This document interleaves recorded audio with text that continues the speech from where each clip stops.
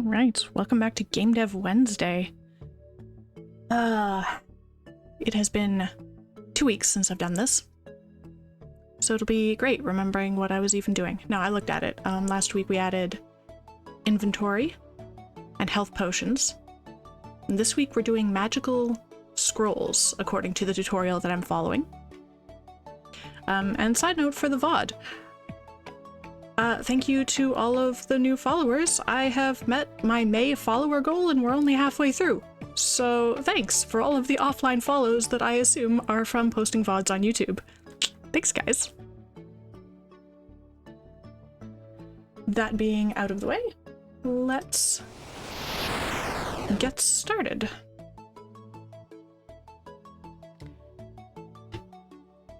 So if you recall from last week, we added health potions and an inventory system, so we can walk onto a health potion, oops, and beat this guy up and this guy up. And then we can walk onto the health potion, and I believe P for pick up the health potion. And then we can I for opening the inventory. And then we can either click on health potion, or it's been assigned the hotkey A, so we can press A to use the health potion and regain health. So we can pick things up and continue exploring.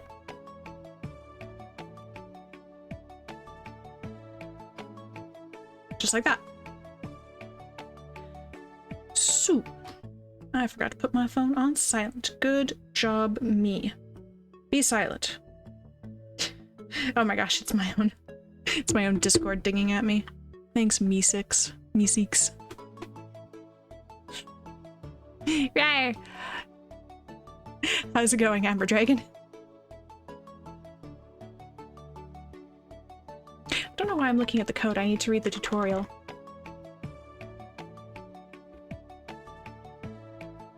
Ranged scrolls and targeting.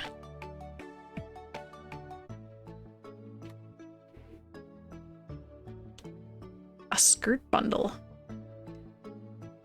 Oh yeah, I saw that one that you were, as I scrolled briefly by, I saw that one that you just posted in the other Discord. It looks neat.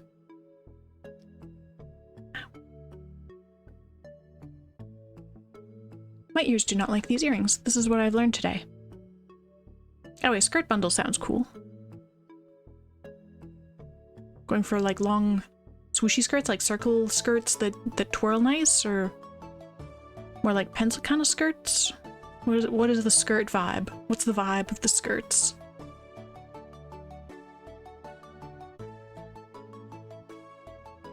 While I read about expanding our arsenal with some more offensive consumables. I assume offensive, as in attacking. Implementing some magic scrolls. We will create 3 types of scrolls. The first one will be, a lightning strike, hitting our closest enemy. This will be easy to implement as the player won't need to select target. Next, we create a scroll of confusion, causing a single enemy to stumble around aimlessly for a few turns. This will teach us how to have the player select a single target, and also how to temporarily replace an entity's AI. And the last scroll will be a fireball, hitting everything in an area, including the player. For that, we will extend our targeting by a system to show how big the area is, and then we will hit multiple entities at once. Ooh, fancy.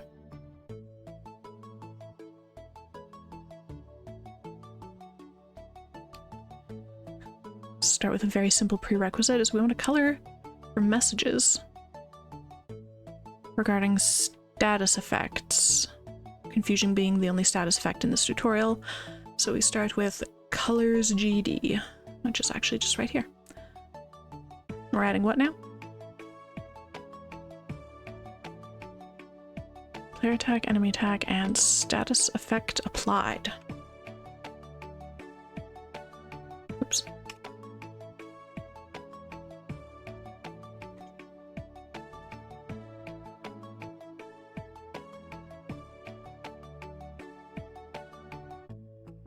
No idea what color 3FF3F is. I'm sure it's a color that will make sense.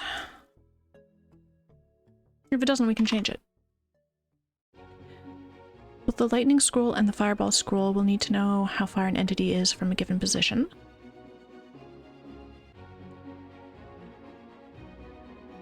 Yes, okay, we need to know how far from an entity is from a given position. So create a function in entity GD.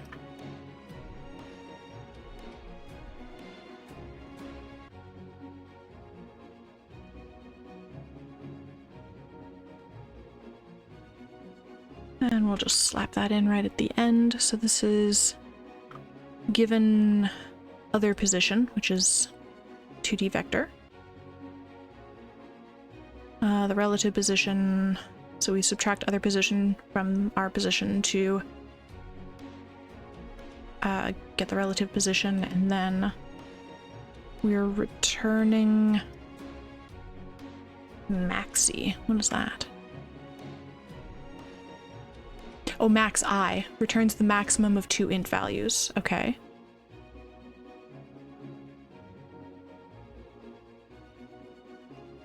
So return the maximum between the x-coordinate, the relative x-coordinates, and the relative y-coordinates. So whether it's horizontally or vertically further, or the bigger number between the horizontal and vertical distance.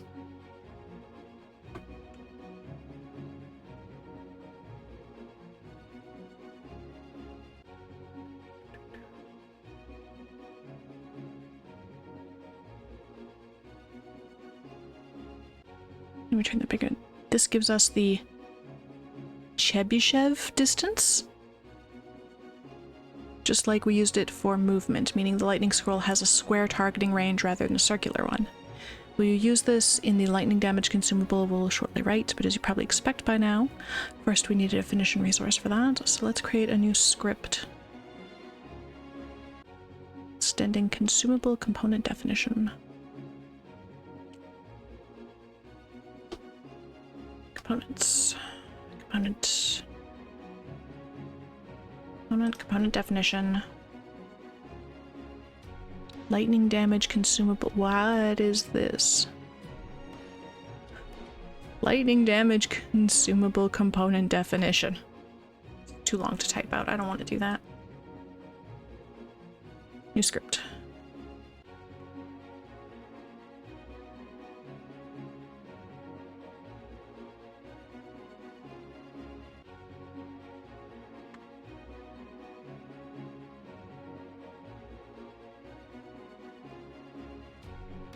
And then all it needs is 2 variables. The damage it does and its maximum range. Which at the moment is 0. I guess maybe we'll change that later.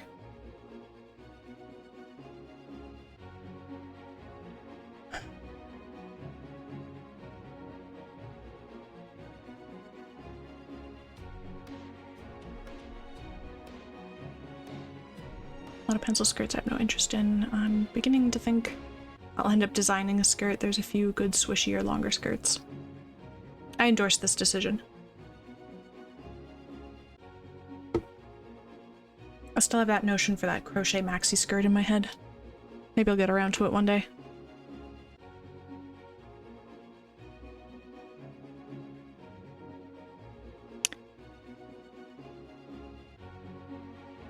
We're making a consumable. We're making an actual component now. Use script, which is going to be lightning damage consumable component.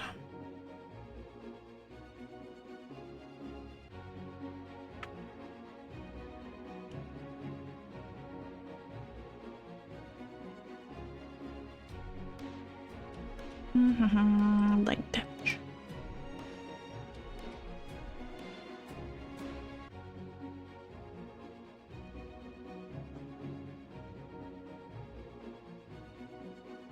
So it extends consumable component, which is the thing we added last time for health potions. Oops. I 100% forgot to save this.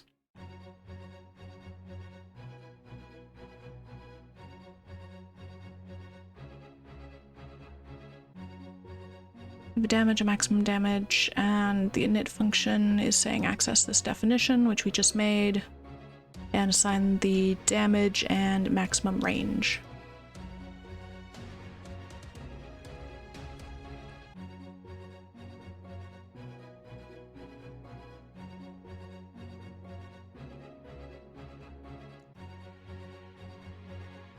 And then let's add the activate function.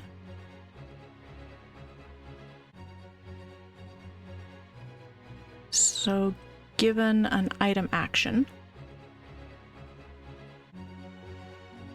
the consumer, because that's the person using the scroll, the target, which we're going to calculate, closest distance, it's going to be maximum range plus 1. And then we get our map data. Or actor in map data get actors. So roll through all of the actors on the map. If the actor is not the consumer, not the thing using the scroll, and it's in view,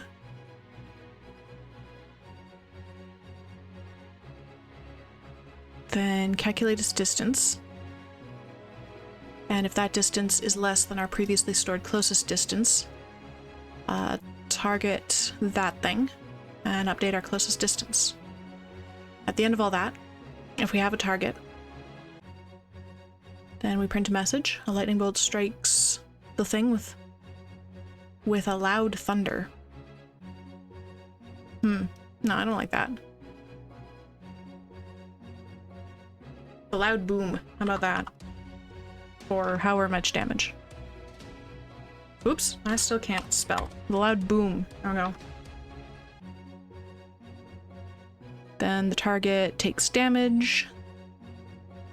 The consumer will consume the item.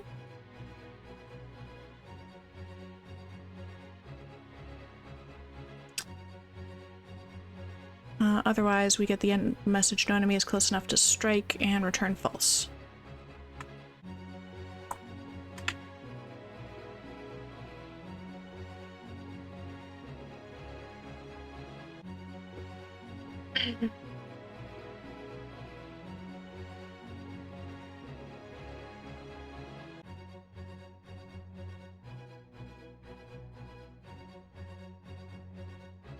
Okay.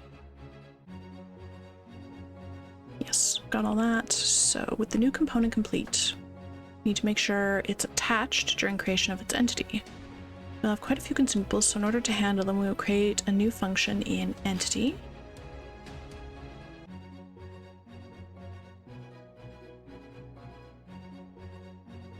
Called handle consumable.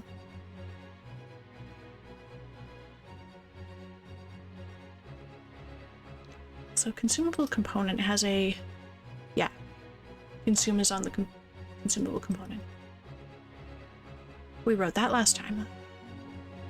So handle consumable takes a definition of the consumable. If it's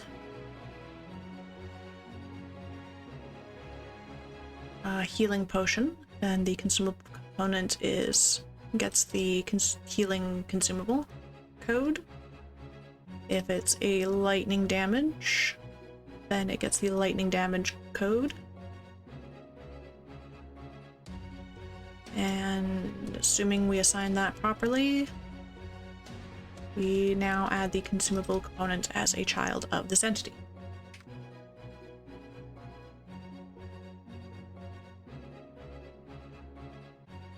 I don't fully understand the system of adding children, or like adding components as children. Seems to be a fundamental game dev thing.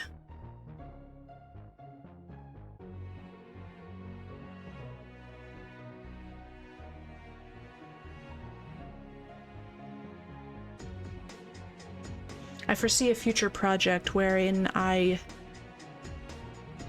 write this all myself in probably a different way that makes more sense in my brain.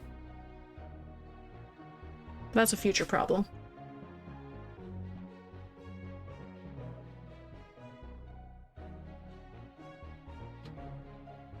Future problem.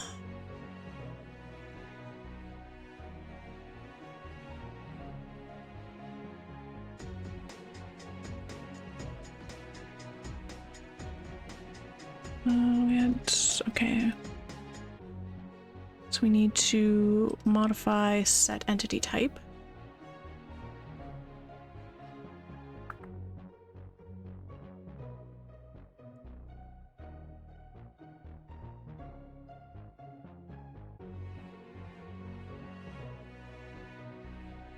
We need to modify set entity type to call handle consumable.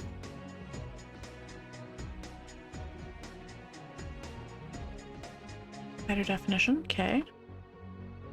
And if it has a consumable definition, then we just handle consumable definition. Which is just that code. It's that code, but better. Okay. And we don't have to mess with the inventory capacity. Okay. Now the lightning component will correctly be attached to an item, but we still need an item that uses it. We need a new entity definition resource.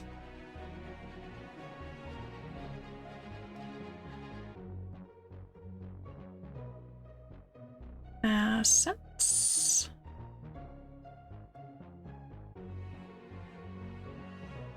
Definitions.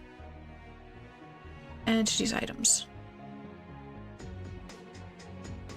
New resource.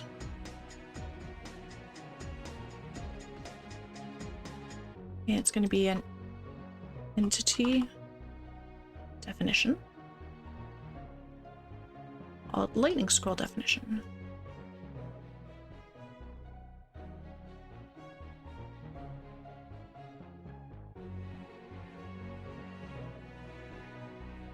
Okay.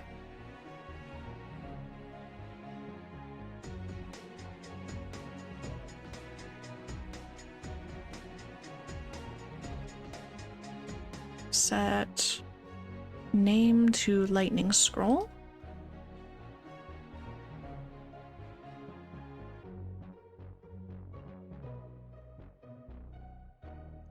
Insert a nice scroll texture. Texture. New endless texture.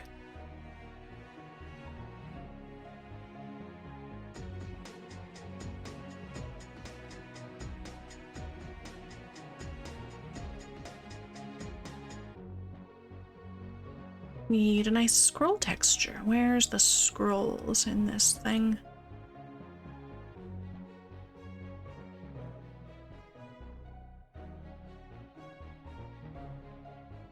Those don't look like scrolls. Maybe over here. Okay, this is more promising. Skulls, potions, scrolls. Here we go. That's a map, so I think one of these is a scroll. I don't think I see anything else that looks terribly scroll-like. Unless there's something up here. That's a book.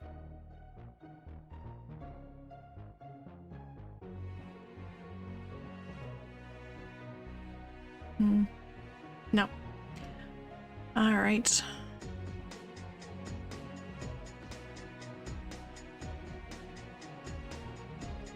Let's go with the one that looks very slightly like it has runes on it.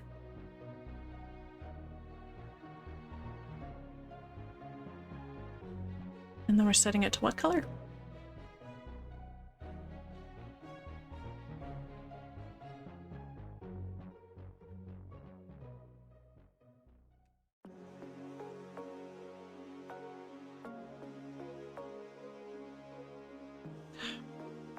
Oh, for the love. No, come here. Copy. Paste. There we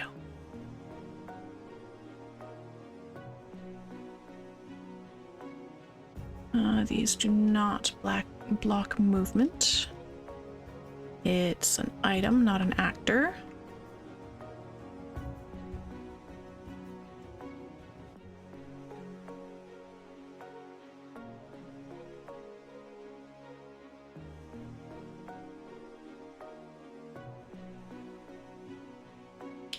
It's a new, not that one. It's a new lightning damage. Then we can set its damage to 20 and maximum range to 5.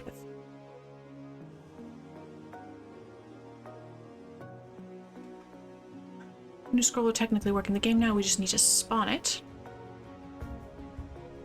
Okay.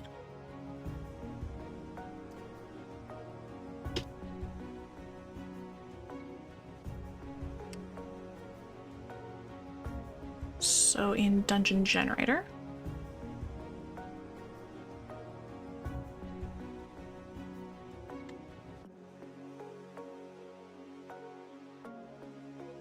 have a new possible type can spawn.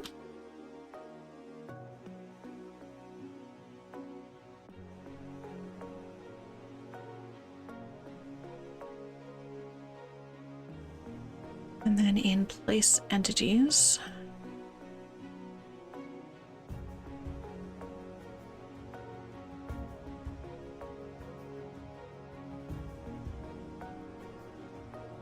what are we saying?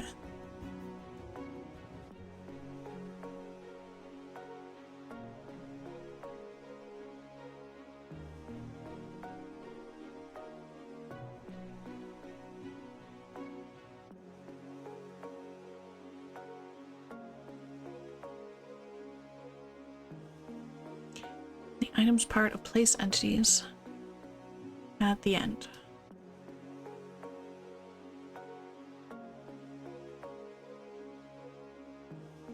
Okay, can place.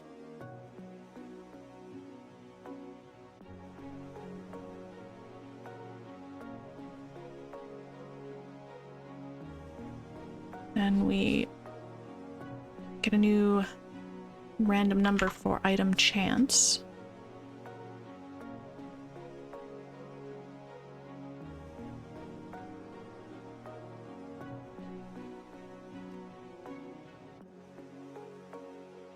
And we don't just have trolls and orcs anymore.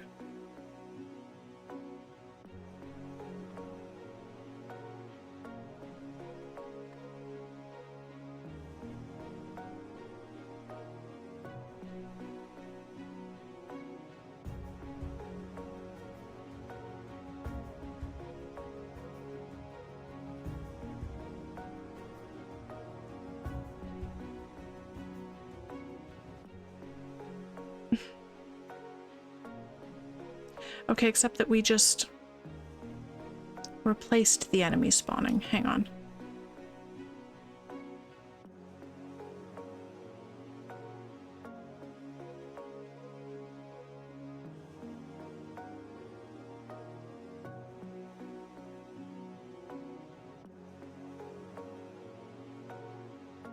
Hold up.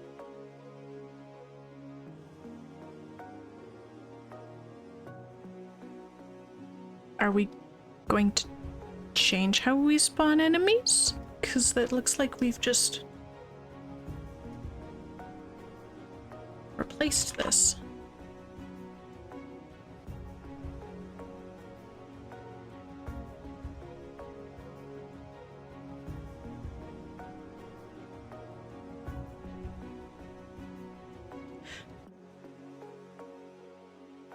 I don't know.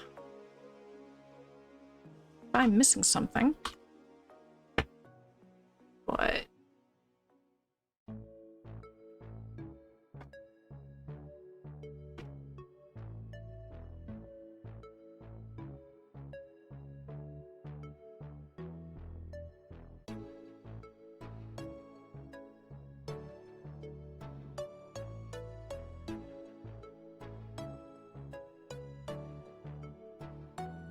Oh.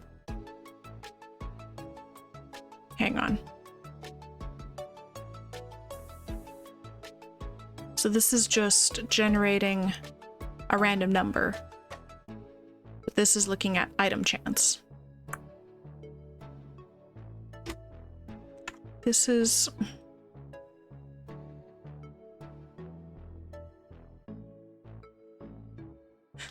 This is dumb and I'm gonna fix it. We're going off the rails a little bit because I don't like it.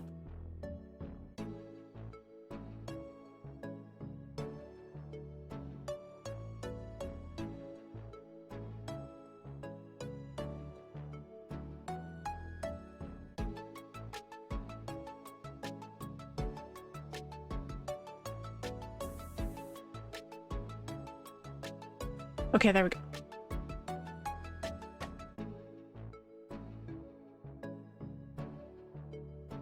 Oh wait, this doesn't work either. Do what you need to do, yeah. But this doesn't...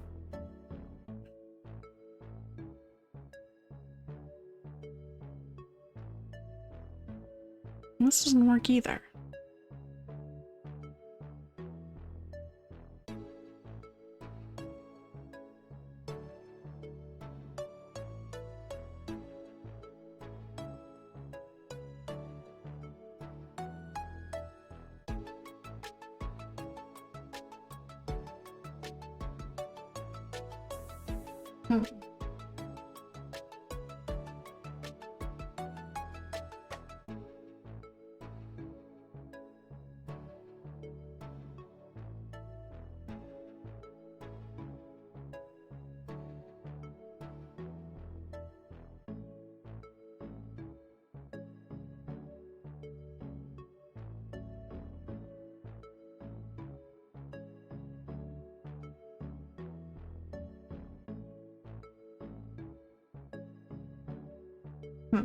I'm working on new ads management and I don't think that worked. I'll just chill for a minute. So I'm pretty sure there's ads running right now. I don't actually know how many. How long? My ad settings on. The ad settings are so unclear.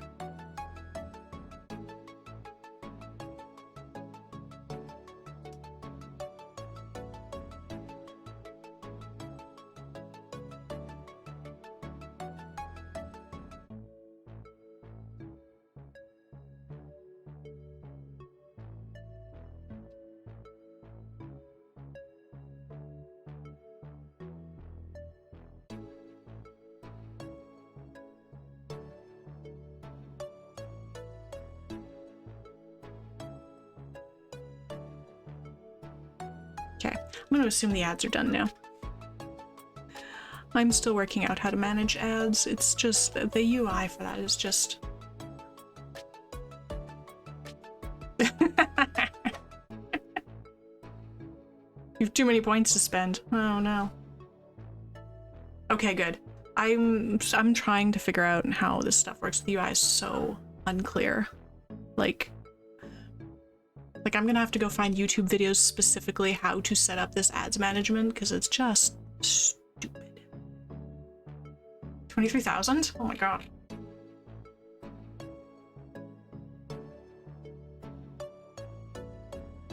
I mean, I guess you can add sound effects anytime you want.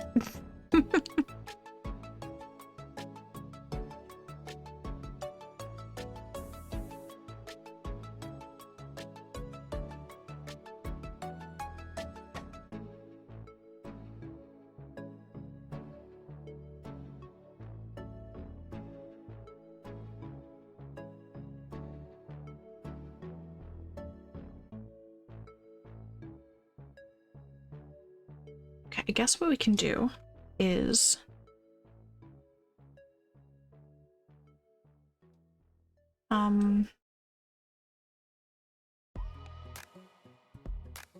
we'll call that entity chance, and then if entity chance is less than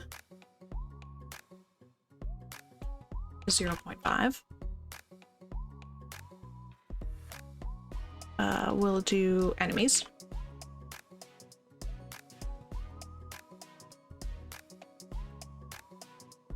Else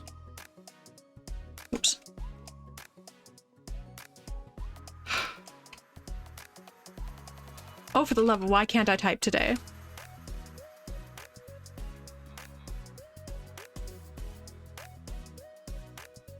Okay.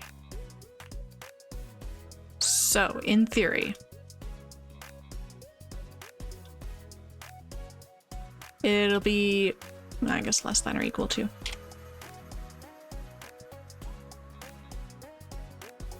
Less than? No, just less than.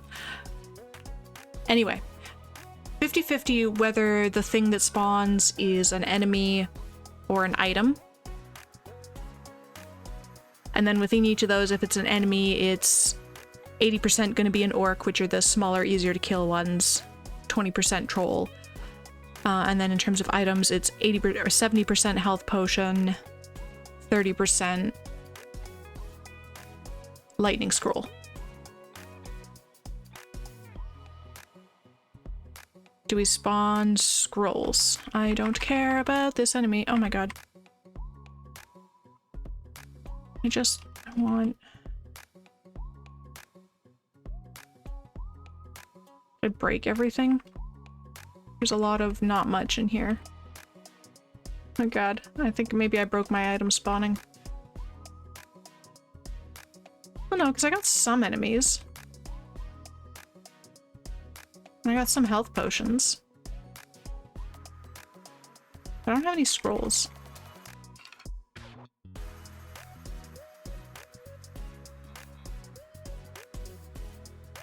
The hell is the last one for points? I don't know, it's a thing Twitch suggested. It's IRL voice ban. I don't know, some channels have it where it's like, redeem your stupid number of points and then the streamer's not allowed to talk for some amount of time.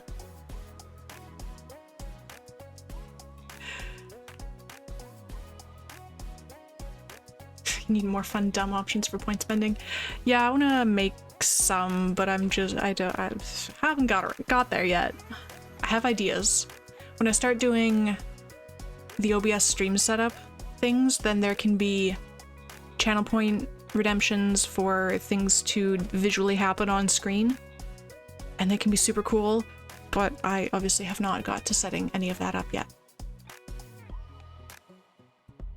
I want to play blackjack. No, I'm shit at blackjack. I do not want to lose at blackjack. Not playing blackjack, it's losing at blackjack. Okay. I think I broke things is what I've done.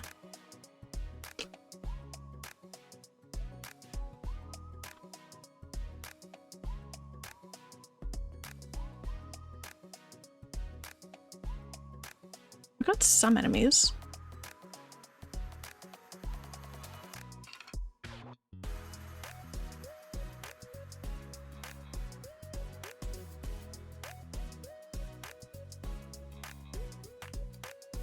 Unless that was just like a weird fluke and it just didn't generate a lot of things.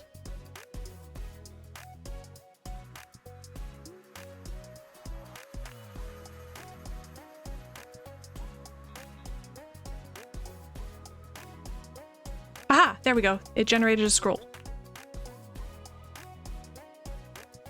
We have a lightning scroll, which I can pick up and I can see it in my inventory. No enemy is close enough to strike, so I should still have it in my inventory. I do. That's neat. I can't actually like use it properly yet, even if I could find it. Here we go. Inventory, lightning scroll. Oh my god, it actually did work.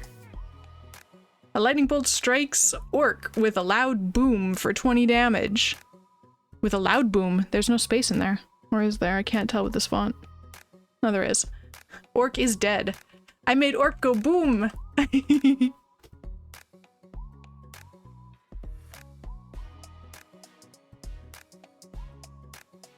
I should probably make items not as common. What the hell happened here? Should probably make items not as common as... There's so many. So many of these. Inventory. Lightning scroll, boom. Alright, this is kind of great, actually.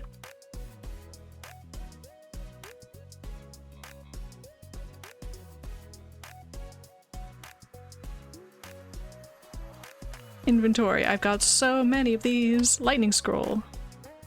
Inventory. Health potion.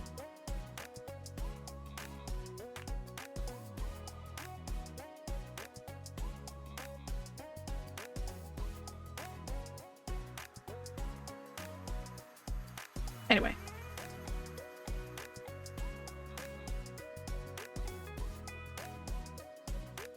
Fine. I want to know your name, but in Arabic. Sure. Good luck typing that.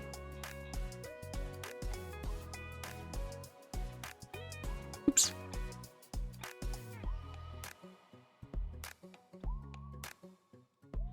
Let's adjust that for...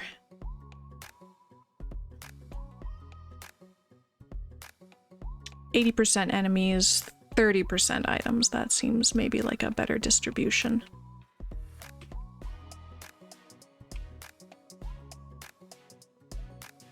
Okay, that feels like it's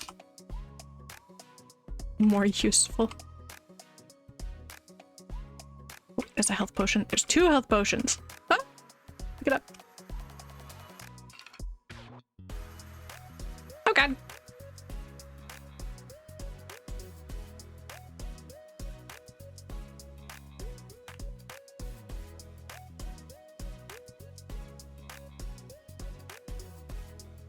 Inventory. So many health potions.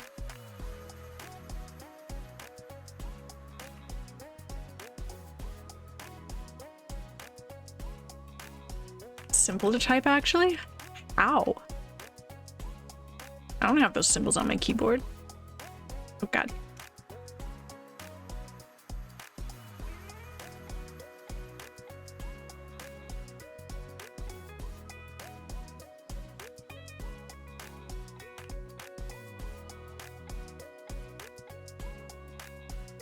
Ugh, why is this map so...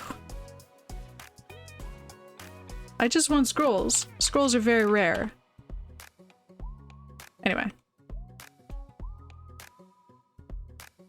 Point is, things work.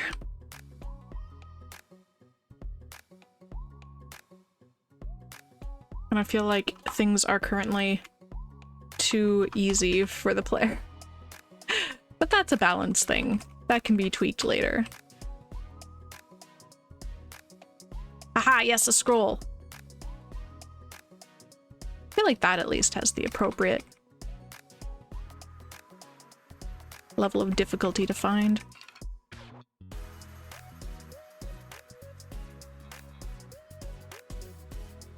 I think that's the whole map. What are you, a rune crafter? I mean, maybe. Maybe. I would like slightly more scrolls because they're really fun. There. We'll go with that balance for right now. Anyway, back to the actual tutorial because I departed from that for a moment.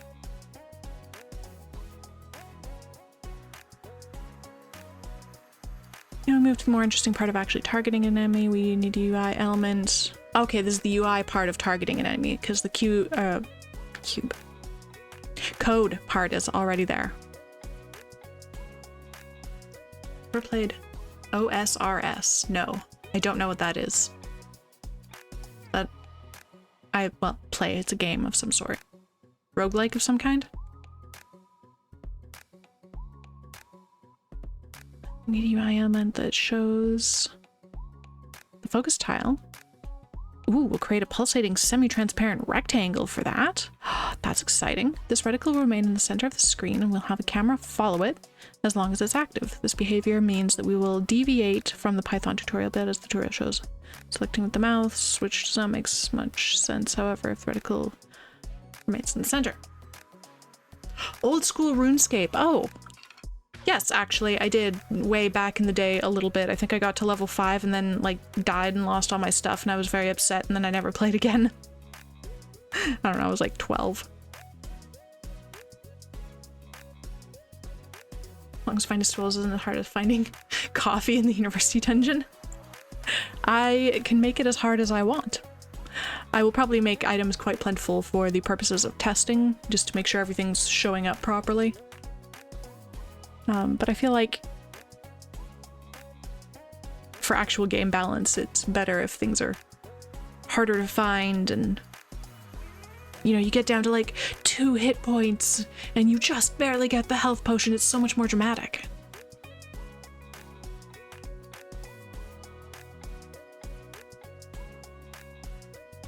Okay, we need a UI element. Yes, we need a UI element. That's what we were doing.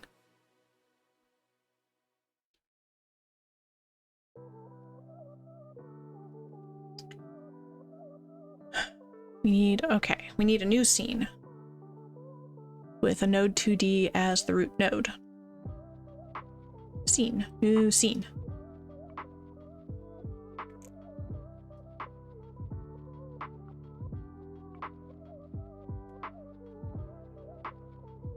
Rename that node reticle.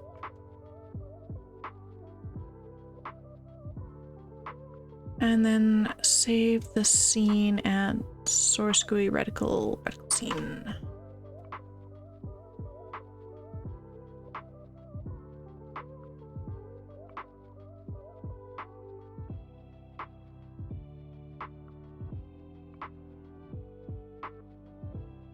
Oops, not dot. Slash. Did that work?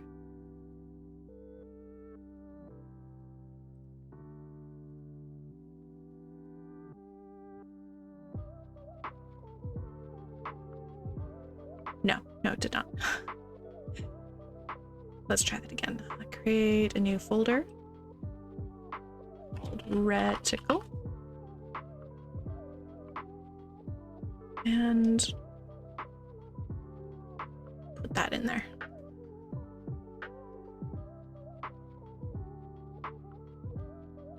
That's better.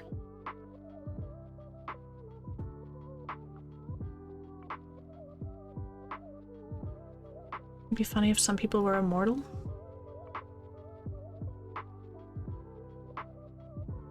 I mean, isn't that the subject of, like, so much fiction? What if immortality? I feel like immortality is ultimately a really bad thing. Just in terms of actually growing and changing with the times as the human race.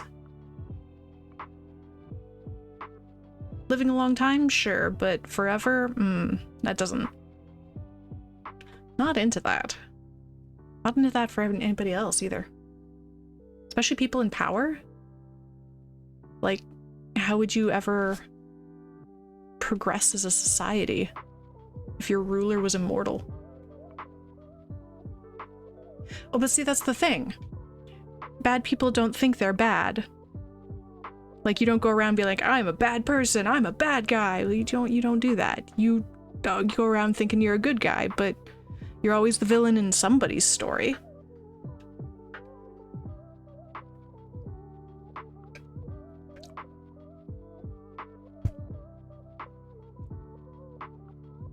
So I'm personally anti-immortality.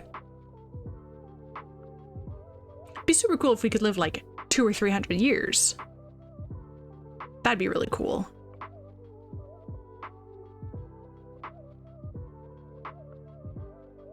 Mortality is just agelessness? Okay, I am into agelessness.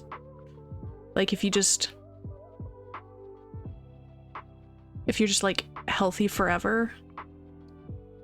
Well, not forever, but like, not that you're invincible. Okay. There's no such thing as dying of old age, basically. In this form of immortality.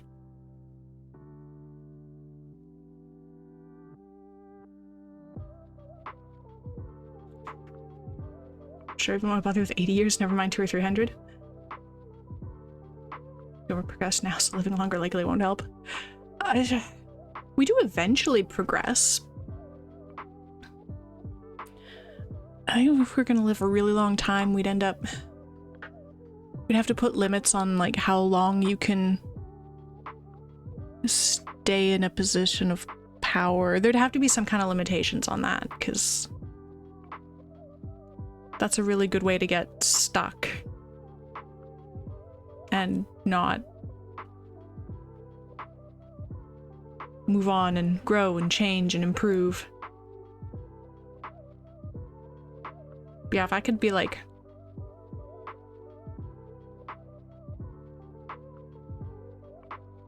If I could like be 200 years old and like never age past 40, that'd be alright. I'm on board with that kind of immortality.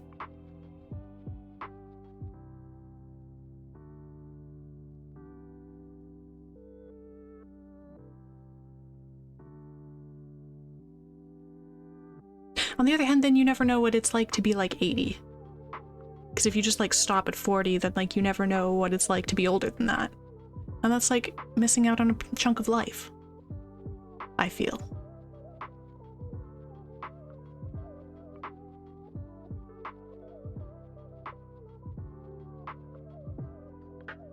Races like elves, they seem stuck and lost. They are stuck and lost. There's no reason for forward movement. Yeah, like, yeah. And I think in general it's probably not a great idea for us to live to be 200 or 300 years old, but like, it'd be kind of neat. From a purely selfish perspective, I think it would be neat. Boo, I want to be old.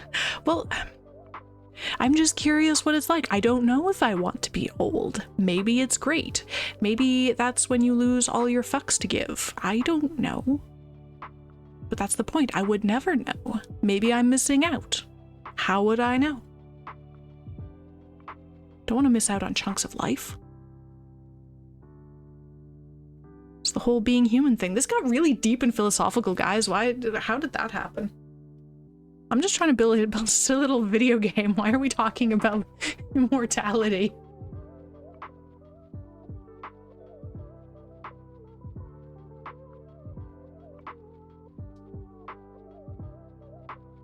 My ability to care what others think of me has flown away. Yeah, I'll get there one day. One day.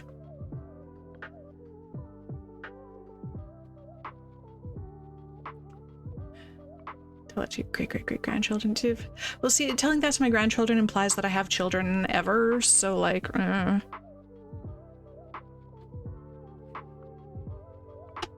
Don't think there's gonna be anybody to tell, to be perfectly honest. I was doing something about reticles. We got far too deep there. Just climb out of that philosophical hole. We were trying to make pretty graphics. That's all I want for my day. I just want to make some pretty graphics.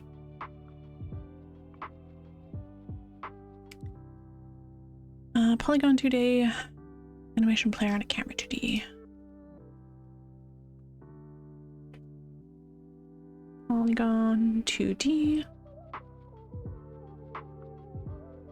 Animation player. And a what? A camera 2D.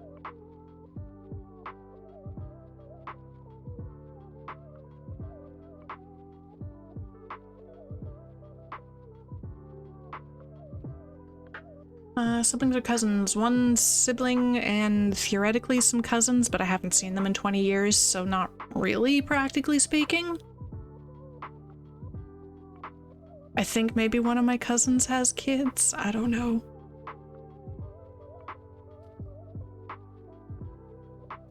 Genuinely don't know. It's not looking likely.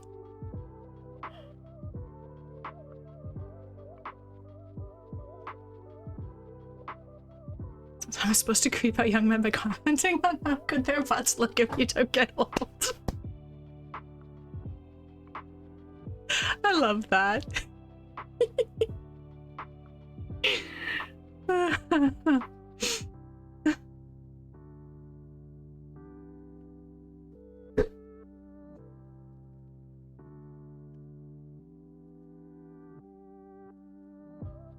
You're just trying really hard to be your mom creeping out guys in grocery stores, aren't you?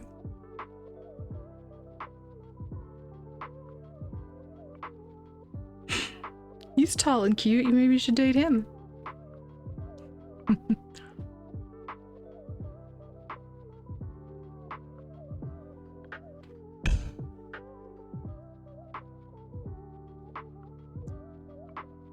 Okay, select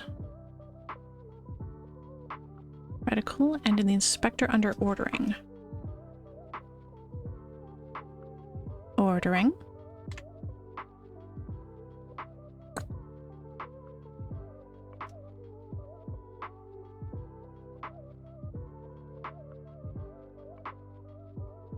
What?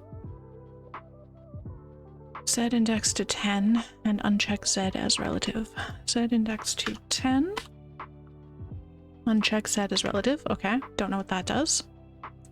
We use the Z index for ordering our different types of entities, and if we don't account for that here, the reticle would be drawn behind the entities. The 10 is just an arbitrary high number to give us room if we expand our layering. Right.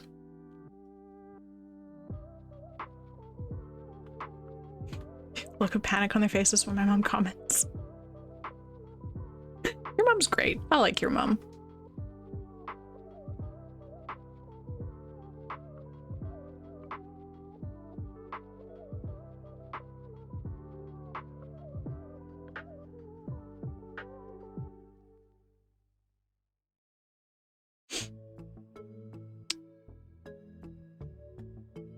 Okay, and then we have polygon 2D.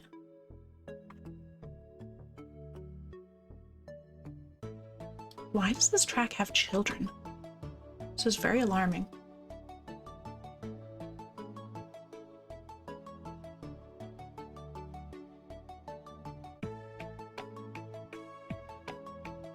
Okay, polygon 2D, in the inspector under data polygon.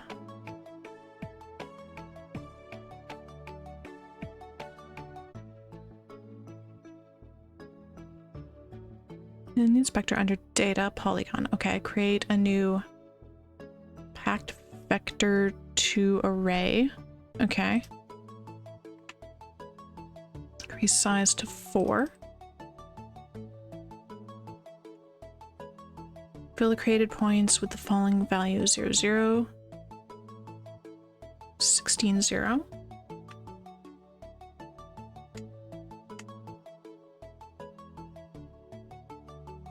16, 16.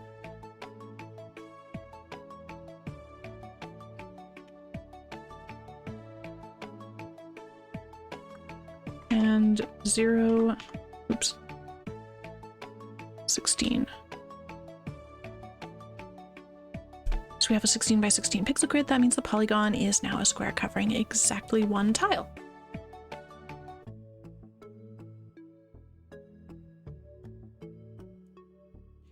You were born in 1900? Is that good? Yeah, I guess there is sort of a 1920s vibe to the look today. It wasn't the goal, just how it happened.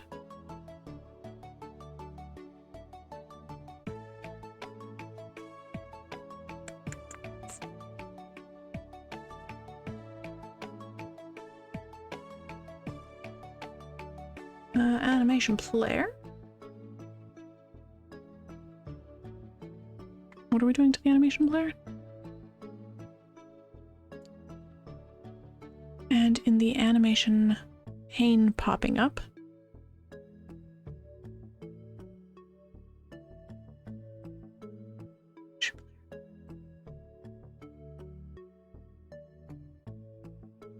is this the animation pane? Maybe. I'm learning new parts of this program.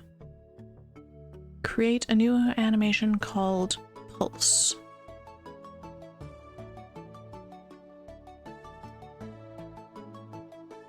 New Pulse. Oh, okay. That did something.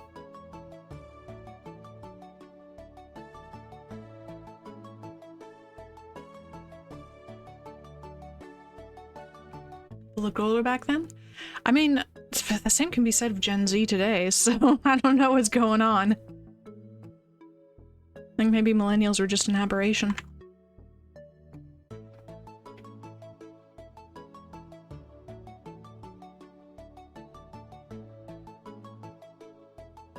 Part of it is also that we just, like, expect people in older styles of clothing and, like, with older hairstyles and stuff, we just, like, expect them to look older, so they just... It's like a psychological thing, but if you were to change their hair to a modern haircut, then they'd look like any person today. So it's partly psychological.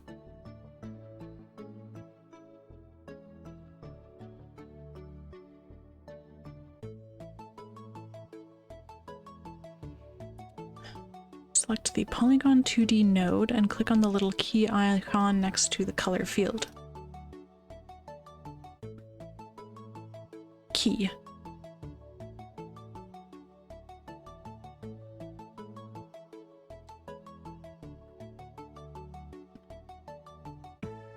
If Godot asks, you don't need a reset track.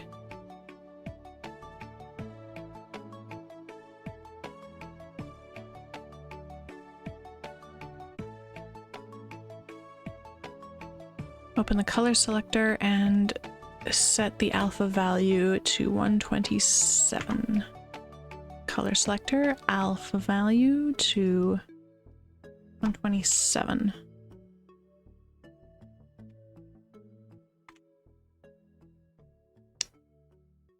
And click the key again to make that the color, the key for our keyframe.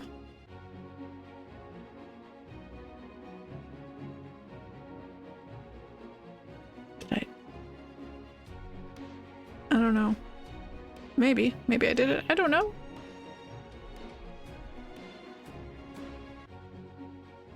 Some strands. Yeah, I'm aware I have gray hair. It's not really news. It's there on purpose.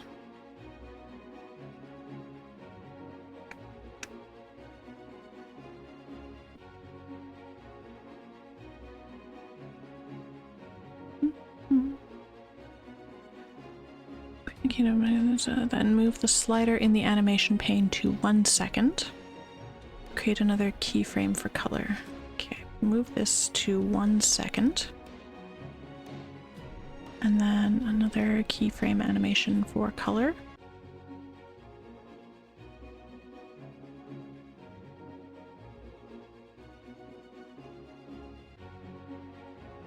And move the slider to 0.5 seconds and then change the color to a fully transparent color. 0.5 seconds and then change the color to fully transparent.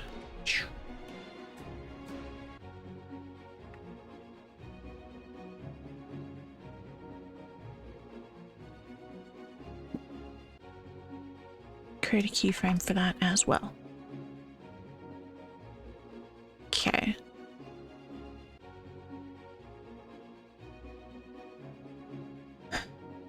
A few more touches in the animation editor. At the far right of the color track, you see 3 icons.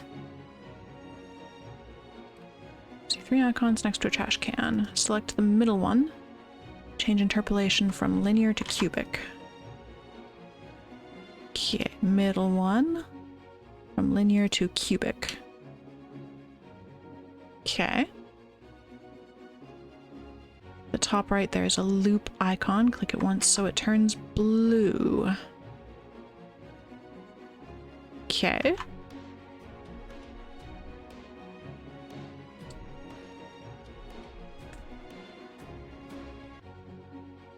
And as a last step, click the autoplay icon. Which is which one? Ah, autoplay on load. Okay.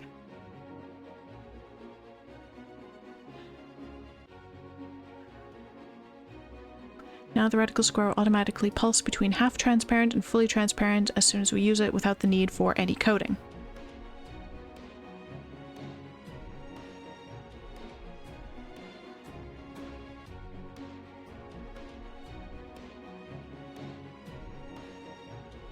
In camera 2D, we need to change 2 things.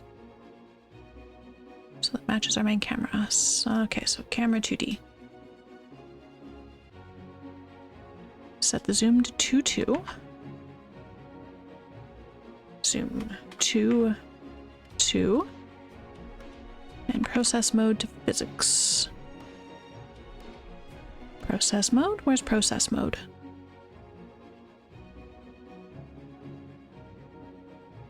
Process callback? Maybe that's it. Anyway, set it to physics. And now we can create a script, create a new script on reticle.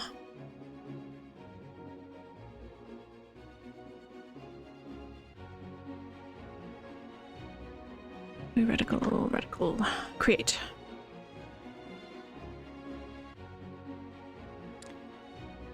And here's how we're starting it. Okay, so what are we actually doing here? We've got...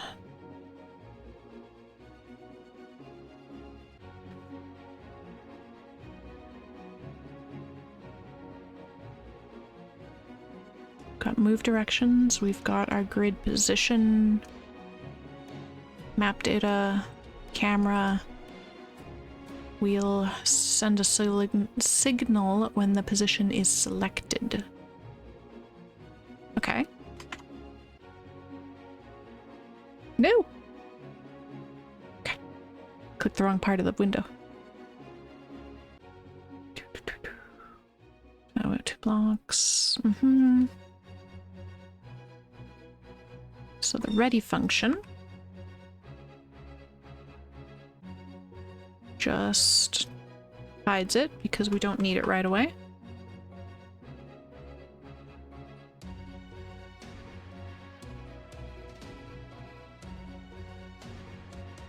And then we have a select position, which gets the map data and grid position of the player, camera that's on the player, but we make the camera on the reticle the current one and then show it. And this is some stuff to make sure that there's no weird awkward flashing.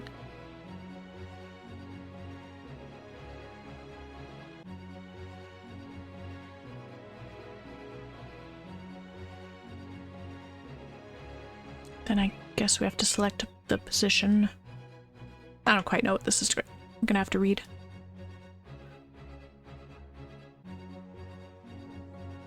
Word pie and pie are pronounced the same way. Neat.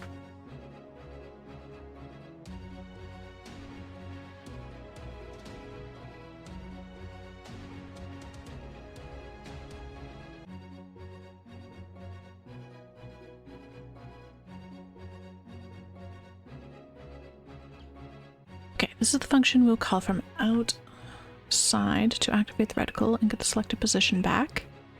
We take in the player as well as a radius. We do? Oh, look at that, we do. Take in a player and a radius. We don't need it right now, but we'll need it later. To indicate the area of the fireball. Including in the function signature now saves us a bit of refactoring later. In the function, we first set the map data. We could check if the map data already holds a valid reference and only set it the first time we activate the reticle, because all the other times we will just store the same map data object again. However, it works like that anyway, and the checking mechanism would probably be more overhead. Alright. We're being lazy because we can get away with it. I'm going to also set the position of the reticle to the position of the player. And we store the player camera by getting the currently active camera. For that we make the reticle's camera the current one, as the position of the player and the reticle are identical right now. Players shouldn't notice any change.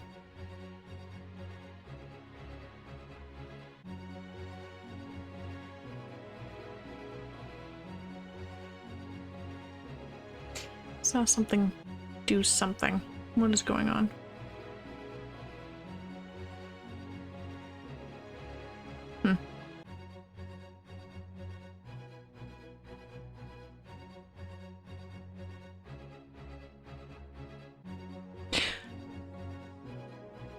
I don't know.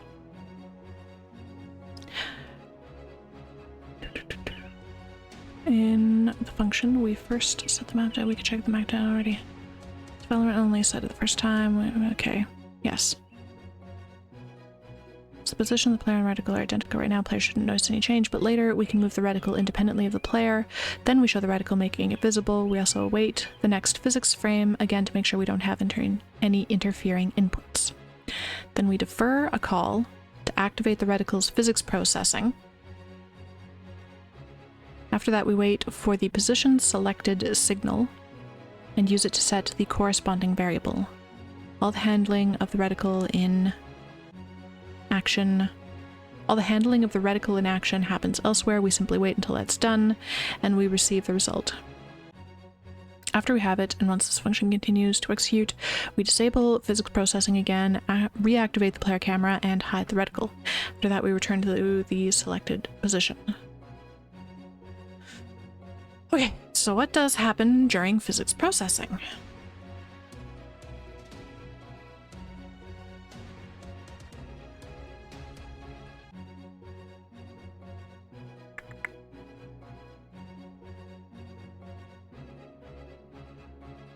Yes, in here.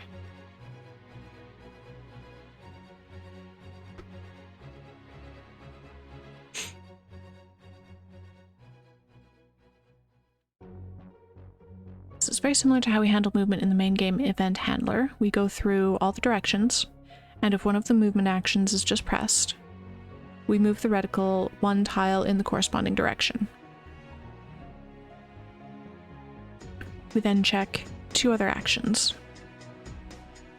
If the accept action is pressed, meaning the enter key, we emit the position selected with the current grid position. If the back action, which we mark the escape key, is pressed, we emit position selected with -1, -1. The way we have coded our map, only positive coordinates are valid, so we use -1, -1 to indicate returning from the position selection without a valid target. Once that's emitted, the select position function will resume and handle the rest as laid out above. With the reticle and its code complete, we can now move to integrate it into the rest of the game. Back in the game scene. Okay, back in the game scene. We're adding... What? Add the reticle scene to the map node. God, where's the map node? Oh, here.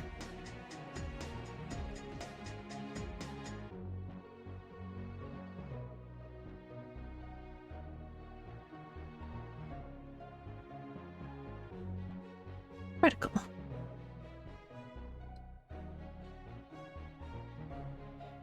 Reticle scene to the map node. There's one little thing we do need to add to GameGD right away. The way Godot adds the cameras would make the reticle camera the active one, meaning we'd have no way to get the player's camera, so we need to make that the current camera. So expand the ready function by one line in GameGD.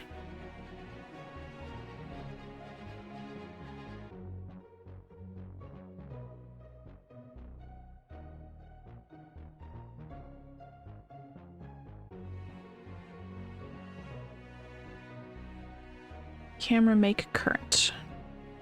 We'll make the player camera the one we use when the game starts, just as we had it before.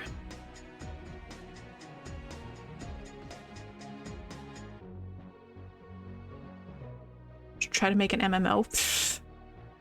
Not anytime soon. Heck no. That is even more work than this.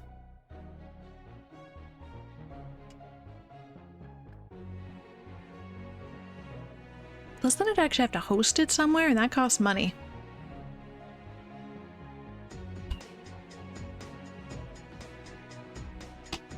MMO not happening anytime soon. Probably ever. I can't imagine why I'd be making an MMO. Closest thing I'll ever get is like some kind of player interactive game on the Twitch stream. That's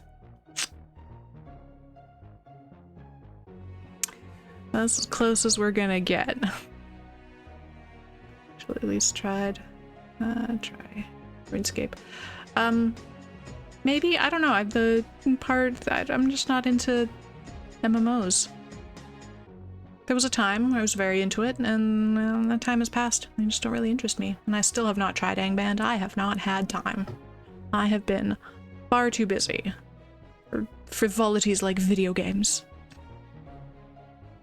I have a sweater that's supposed to be done by tomorrow, and it's not done yet. So there's that. And then I was hosting parents up until yesterday. That took a lot of time. I have too much going on. I have to finish a single playthrough of Baldur's Gate. Haven't even managed that. I started my playthrough in January. I haven't finished it yet. I only just made it to Act 3. Got too many other things on the go.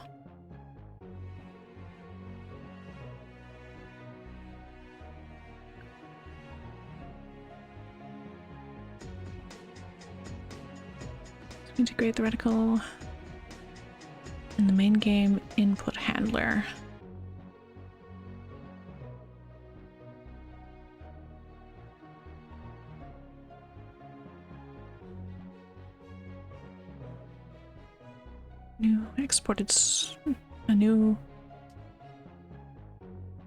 Add a new exported variable at the top of the script.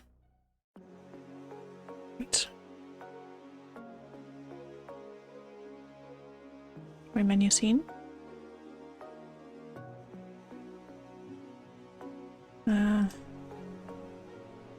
There. This exports a reticle node. Now select main game input handler. What?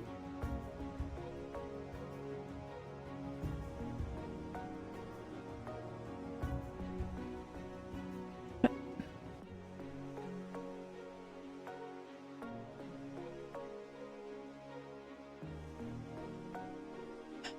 Select main game input handler. Oh, in the editor.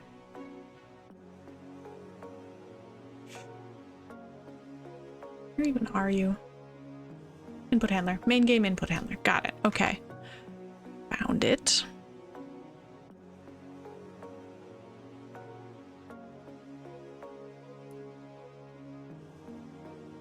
And you should see the exported reticle field in the inspector. Click on assign and then select the reticle node in the tree. Assign reticle. Proper typing, it should be the only one selectable with proper ifs, and then we can now create a function that uses it. Get grid position.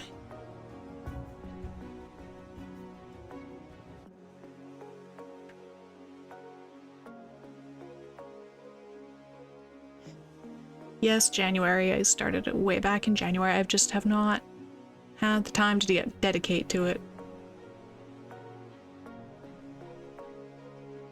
Started an RDR2, Red Dead Redemption playthrough last year, and I'm still not done. I never played that one. I heard good things, but the whole Western theme is just meh. Not my thing.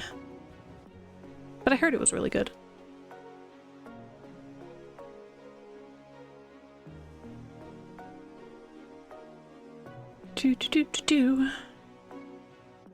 Get grid position. Okay, so we have a player and a radius. We're transitioning to the dummy input handler.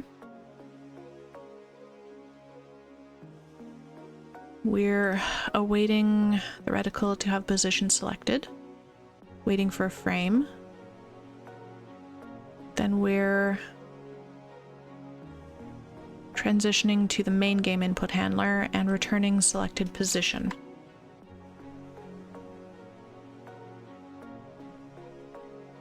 This works very similar to how we got an item from the item selection menu. We move to the dummy input handler, then await the position from the reticle. We move back to the main game input handler. Okay, oh yes, so I got that right. Integrating that with our items will still be able to work, so to have a nice milestone. So to have a nice milestone in between, let's create a look around mode. We need no milestones. What?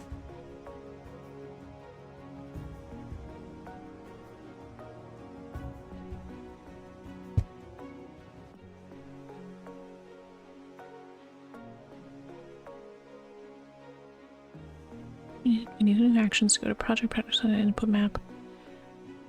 Add a new action called look and then bind the divide key on the numpad to it, as well as the S key. No, I did that differently, so I'll have to change that.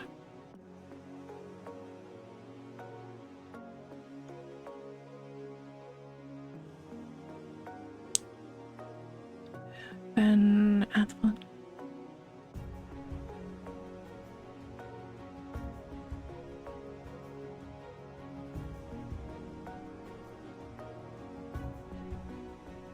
okay.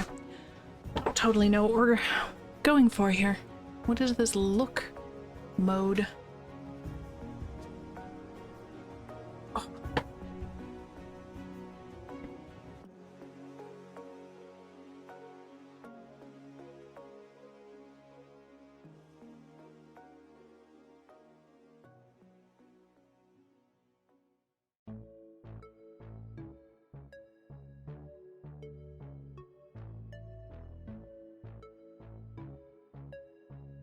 Oh, see you, Hyper Cyper.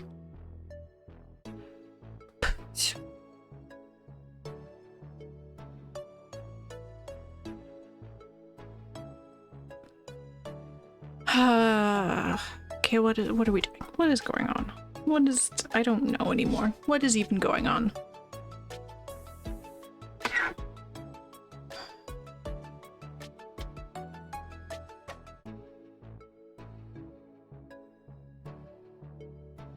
Much more of this we got. Oh, there's so much more to go. Oh, there's so much more to go. I don't like it. Okay, hang on.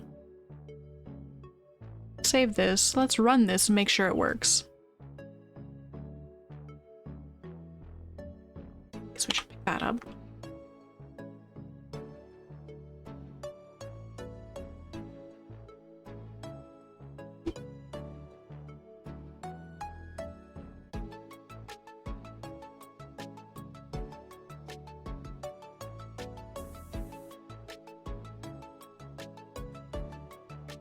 What'd you miss? I'm trying to find a lightning scroll so that I can see if our aiming system actually works. Good lord, that was a long hallway. But I have apparently made lightning scrolls too difficult to find.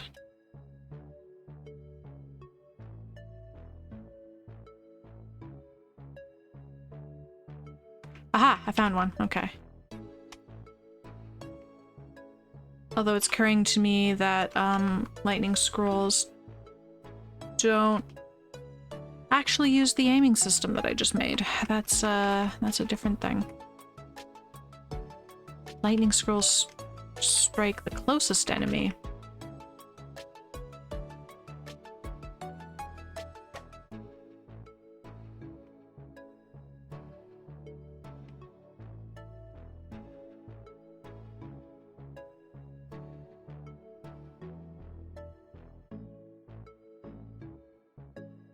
Oh, I don't like this guy. Inventory? Lightning scroll is assigned to F. Haha! Dead.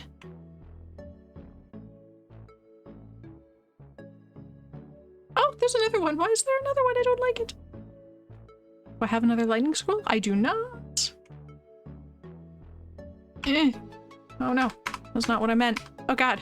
Oh god. Okay, inventory. Drink health potions. Okay.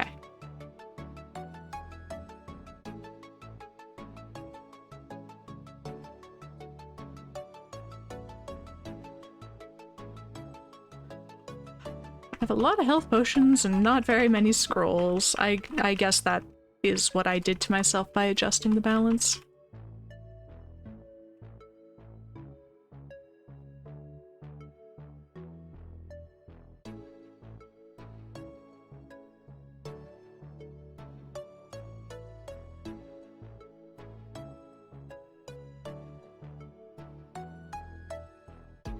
Well, I think that's the entire map, actually. Now, I think I'm really gonna have to add a wind condition.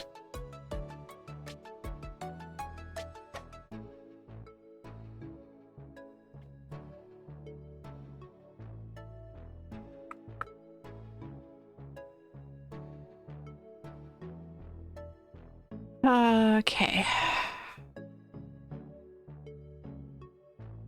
So back up to the part where we were actually at.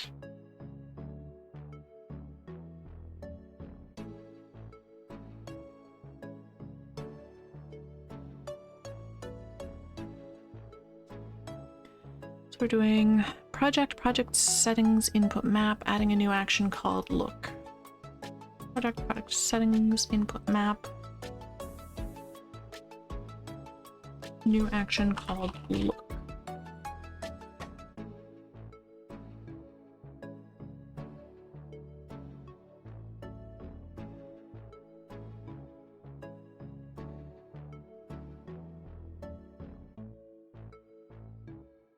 Look is going to be L. That would be just fine.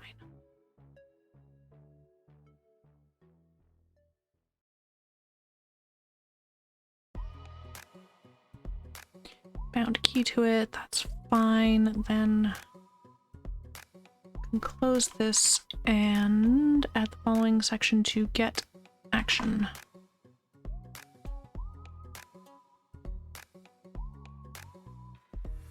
If we have a look,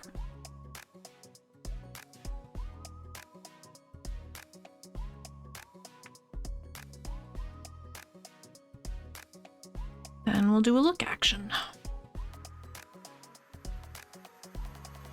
Encounter a look action, we wait a position. We simply want to allow the player to look around, but we don't need the returned position.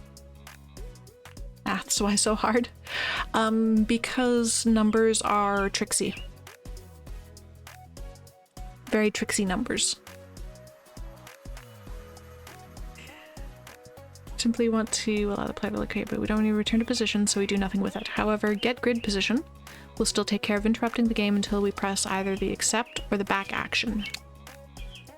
Should be able to try that out now. Jump into the game and press, well, L in our case, to look around. Okay.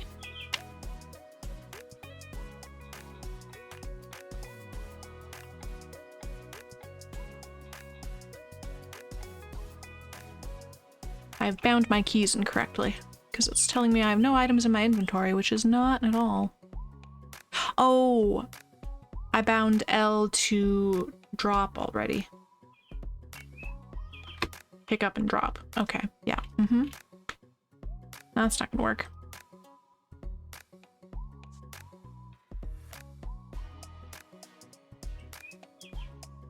Look will be...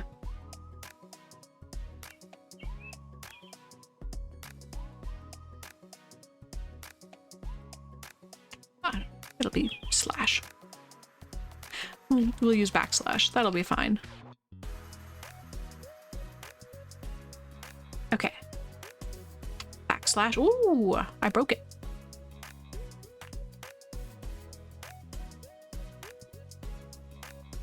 Not call method make current on a null value. Interesting. So what has occurred?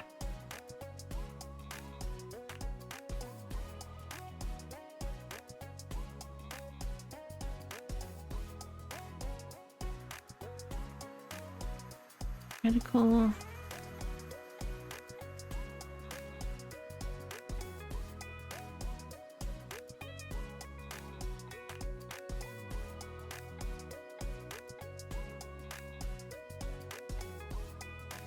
Okay, camera 2D relative.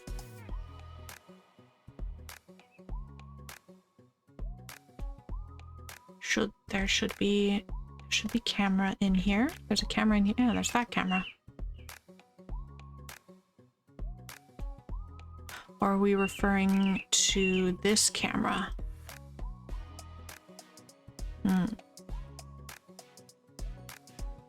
Probably.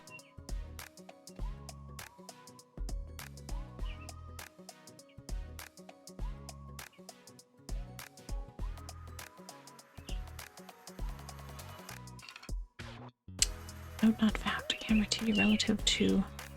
No, we're talking about this one. Relative to...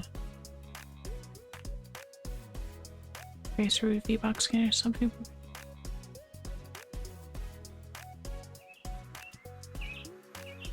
Sub viewport container. Game. Map. Reticle.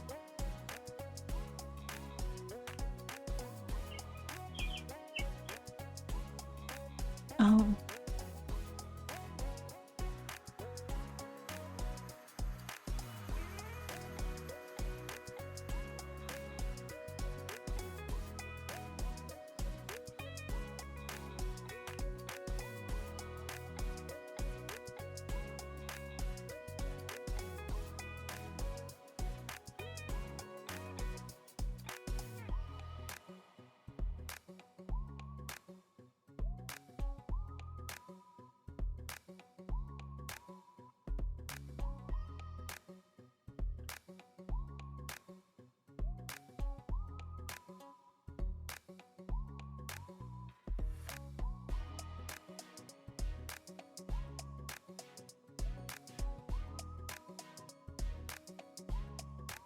Let's try this.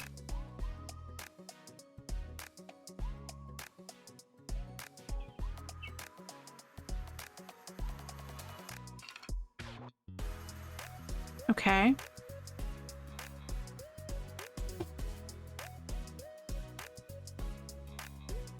I've managed to absolutely break it. Okay. No, wait. So I can press slash and enter look mode, in which case I have lost the ability to do anything. And I can press escape, and then I have the ability to move again. Which is not what we want, but at least to stop breaking.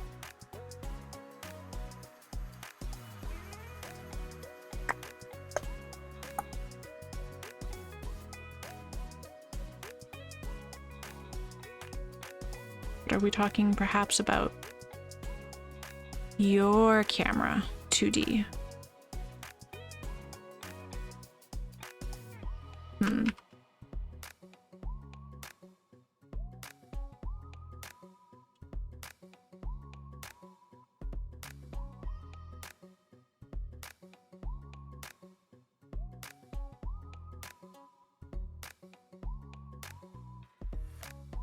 Right? Yeah. So it's referring to its own camera 2D.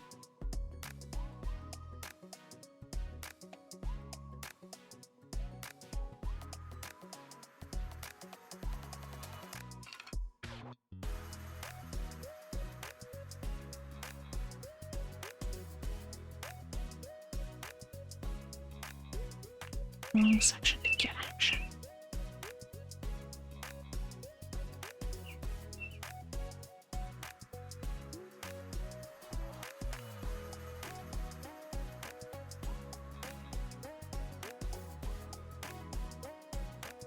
This is saying game.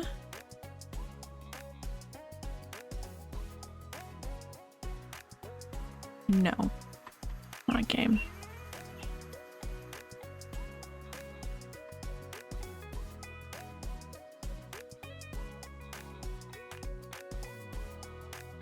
In-game input?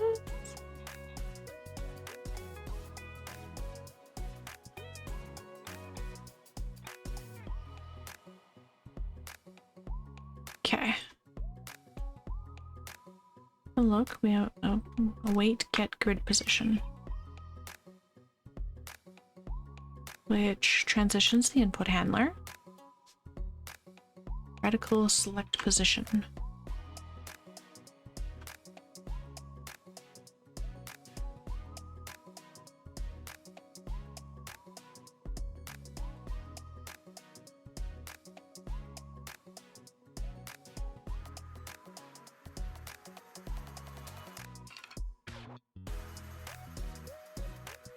Okay, this should be showing the reticle.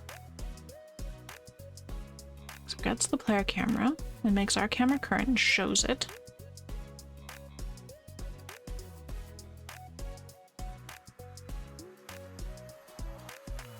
Need position selected. We have our emit position selected?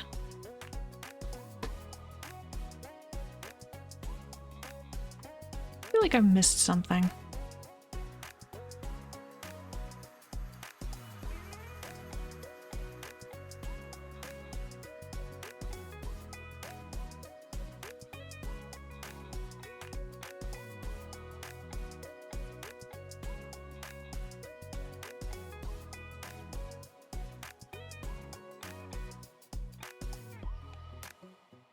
Emit.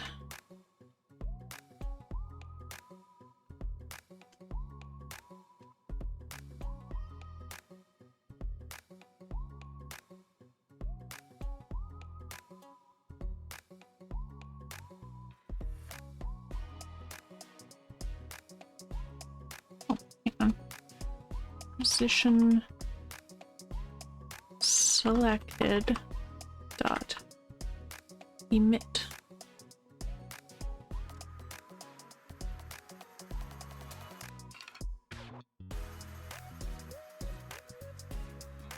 Okay, that should be in physics process. In where?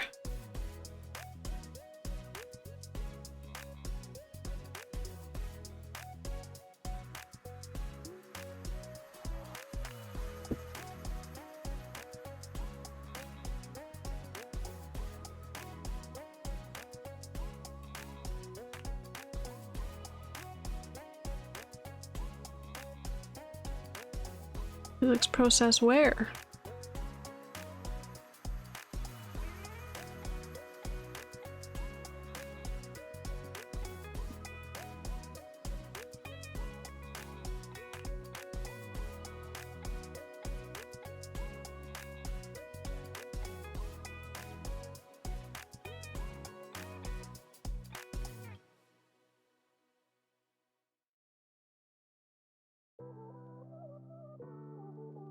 I think that was in reticle. Wait.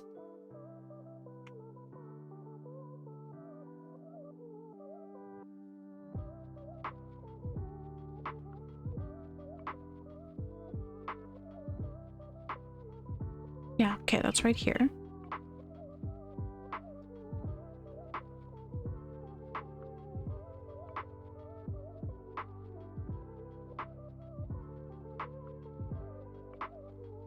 Is this a case of my reticle isn't showing up?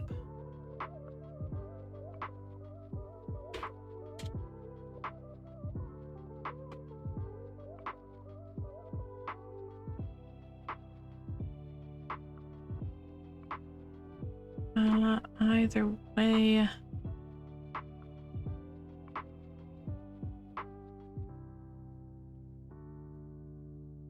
God, is it print?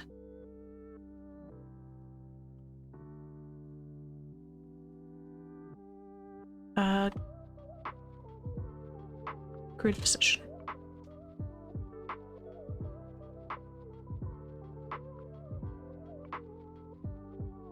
Enter. Whoa.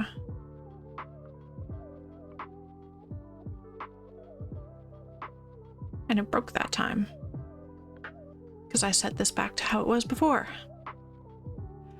Ugh. Alright, I don't understand a thing about cameras.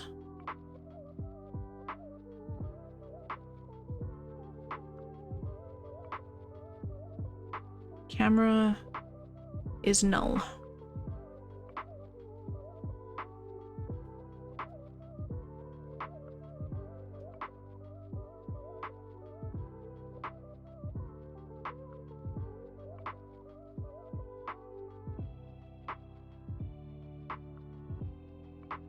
Because it's not finding this camera. And I don't know why that is the case.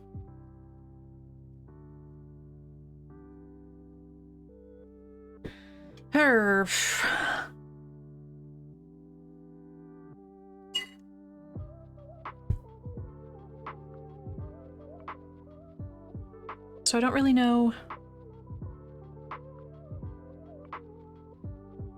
I don't really know how nodes work.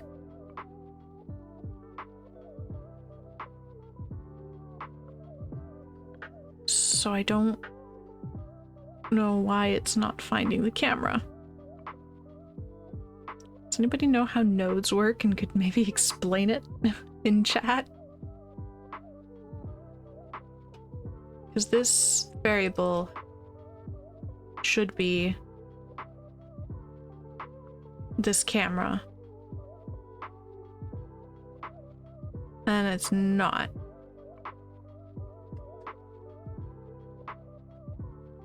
And I don't know why. Or how to debug it.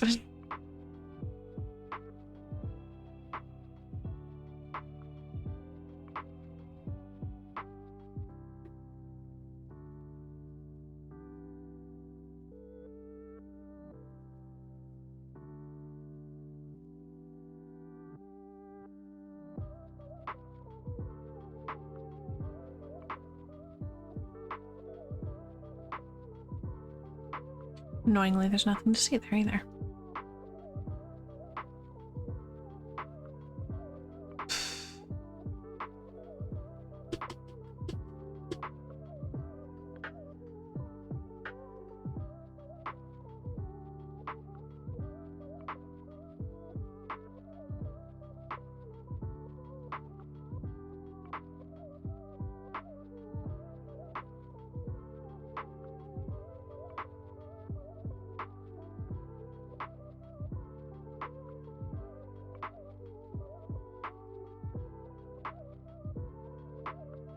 If I do that, can I see? Oh, hey, look at that. Well, there's something.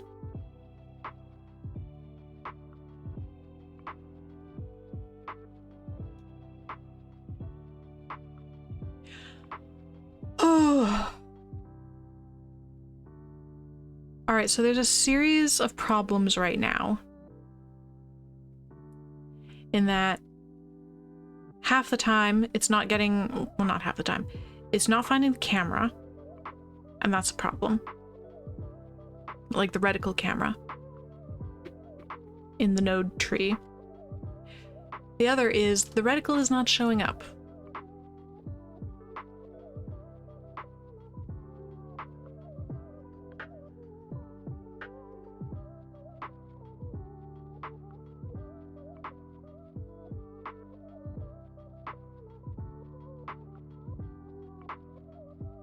Oh, well, that could be a problem.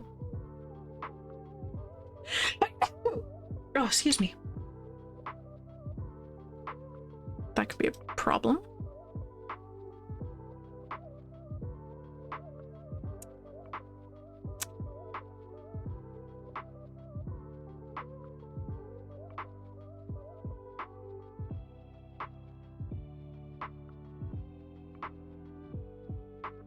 I also definitely...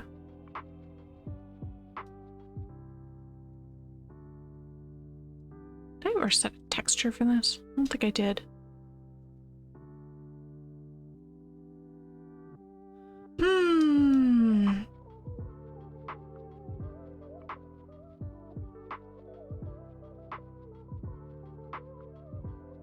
Anyway, stop that.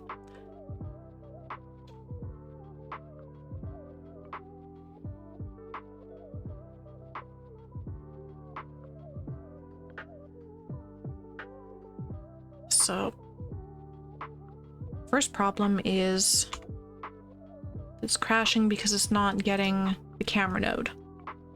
The camera node that is right here. The camera node that it really should be able to get.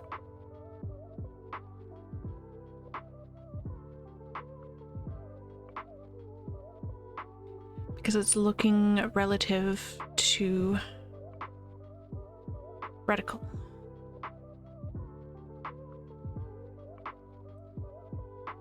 Because that is precisely what it should be doing. It should be finding that just fine.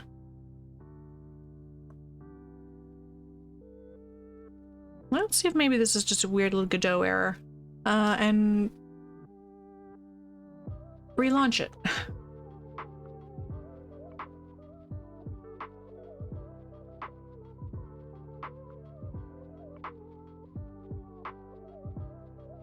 And nope. Okay, that did not solve the problem.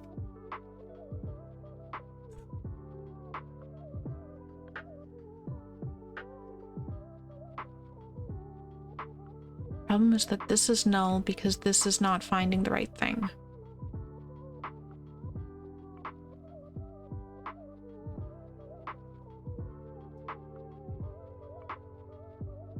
But why is that not finding the right thing?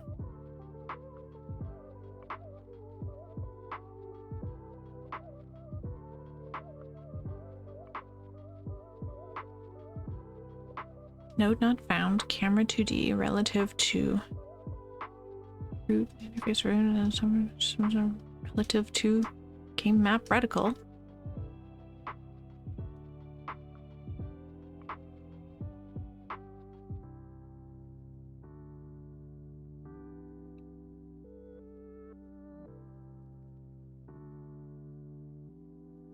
But why is it not found?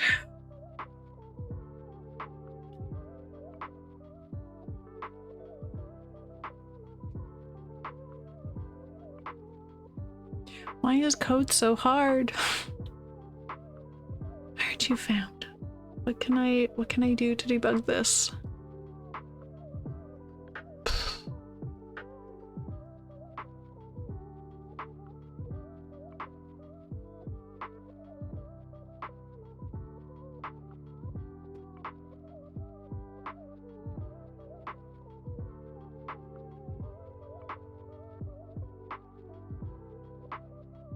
Must have missed something.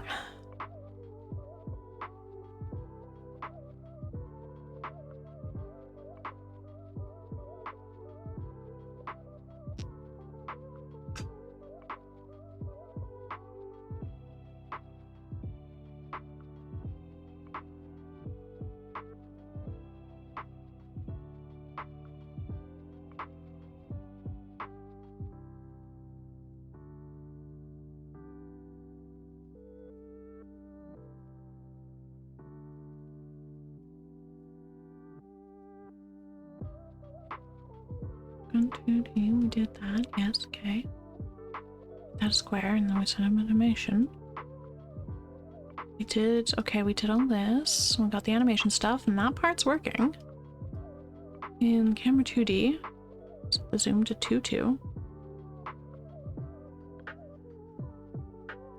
Okay, camera 2D, set the zoom to 2.2. Come to physics. Okay, script on reticle. Wait.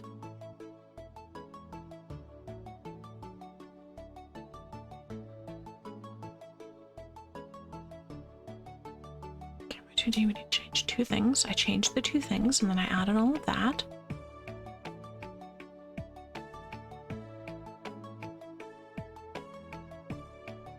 Did that.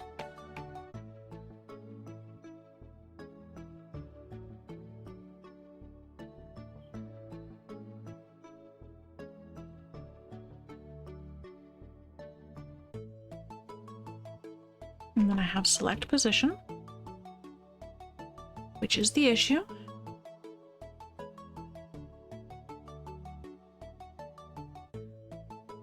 Take the player's radius.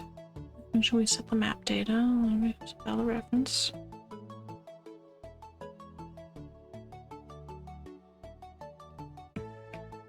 Store the player camera, then we make the reticle's camera the current one. Except we can't because it doesn't seem to have one.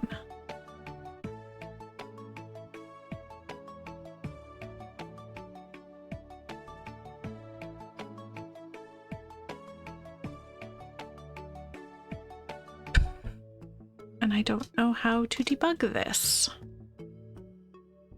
I just like drag this around, will it just like magically start working?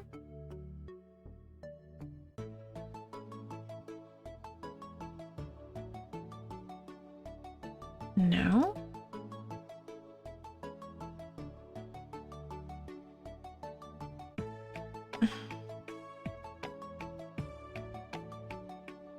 I need that camera. How do I get that camera?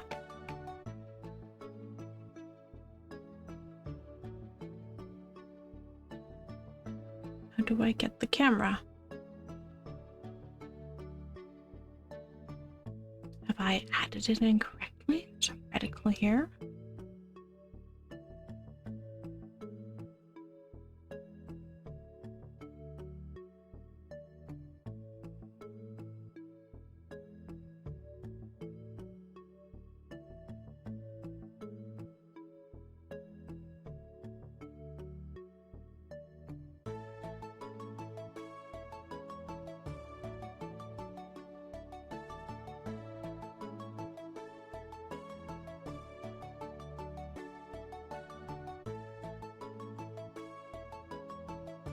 No.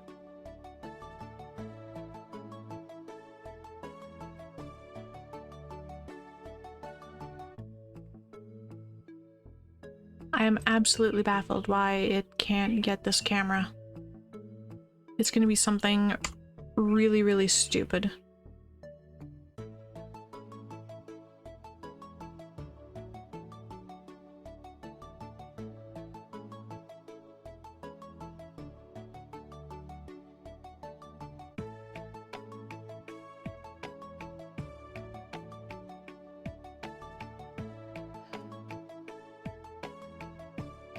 It's gonna be something incredibly stupid. I can feel it.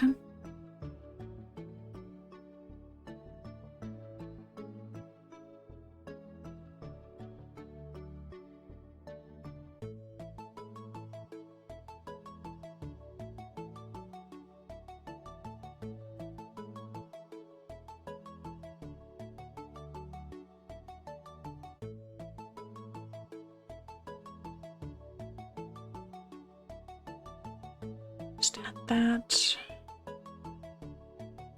Make it a quote thingamajigger instead, just in case slash is bound to something else.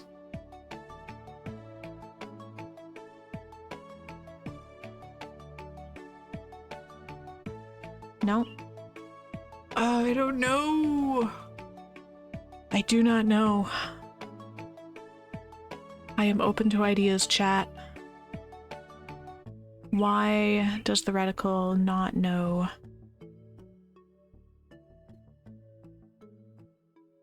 about his camera?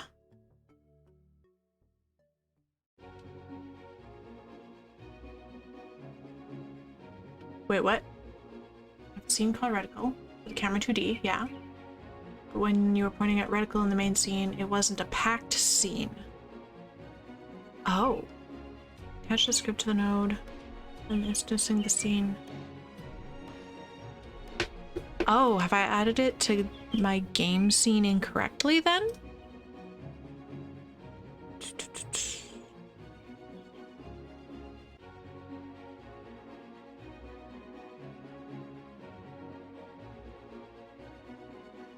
Oh. Wait, okay, hang on, let me get rid of that. Maybe I've done this horribly incorrect. Okay, but I want to...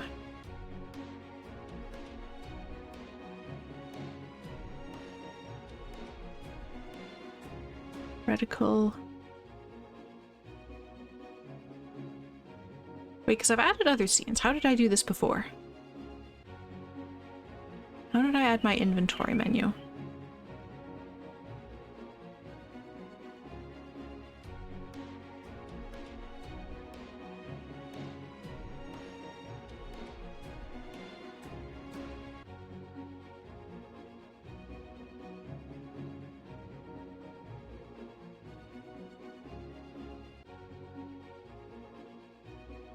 So, okay. Adding child is you want to choose instantiate child's. Oh, this thing. A chance to reticle. Oh. Watch this actually work now. Well, the tutorial I was following was unclear about that.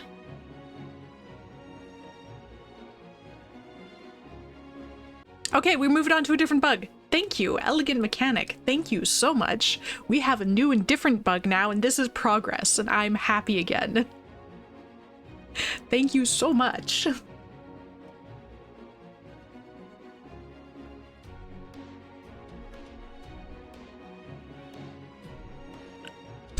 Okay. The new problem.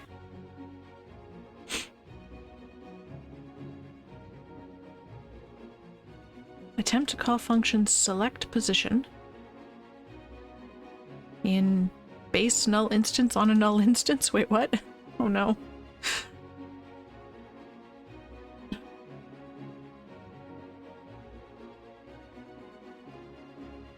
Oof, okay.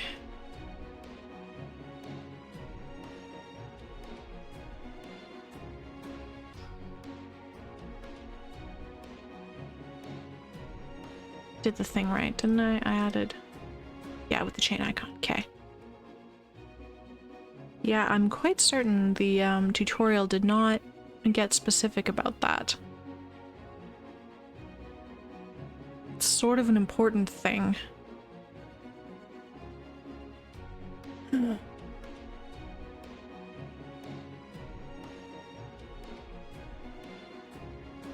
Those are all warnings.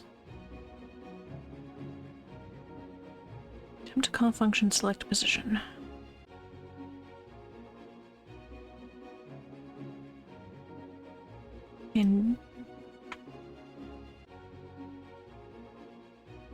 Okay.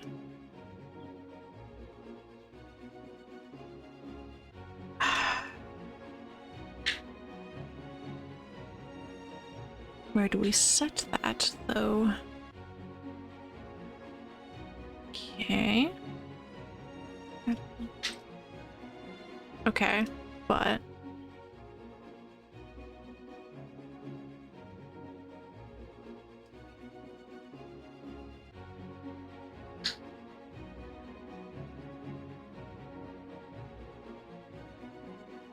Okay, oh, okay, wait. We didn't assign the reticle in here. That's the problem. Everybody hang on. Hold on to your hats. That's not the line. Hold on to your butts. Ha-ha! We now have a little flashy reticle thing. We can move around. Oh, that's so exciting.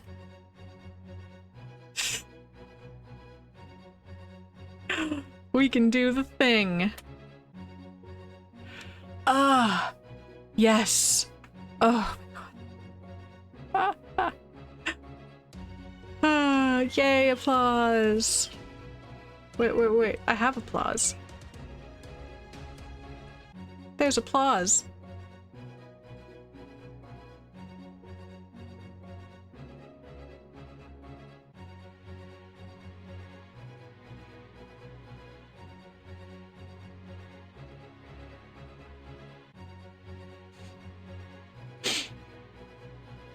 Oof. Okay. Success. Success has occurred.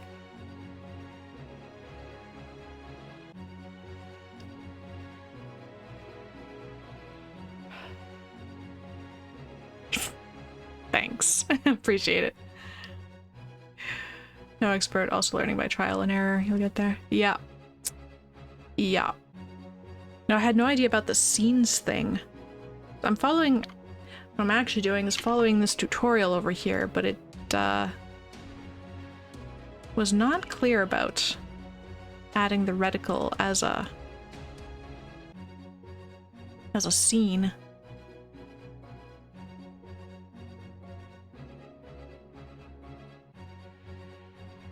Okay, back to the tutorial, back on track.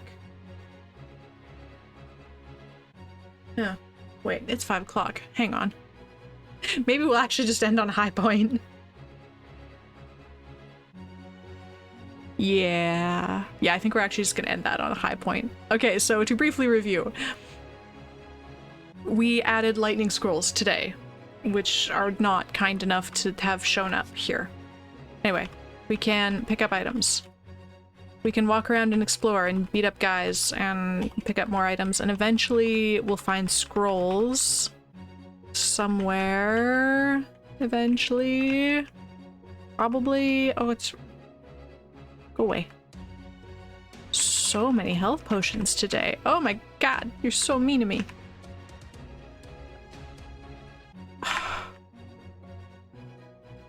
Okay, inventory. Health potion, inventory, health potion.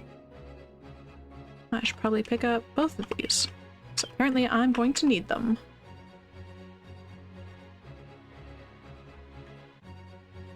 For the love of...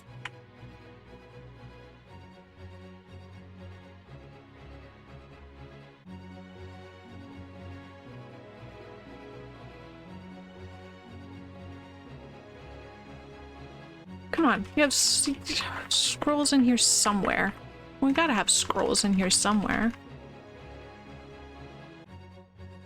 We actually not?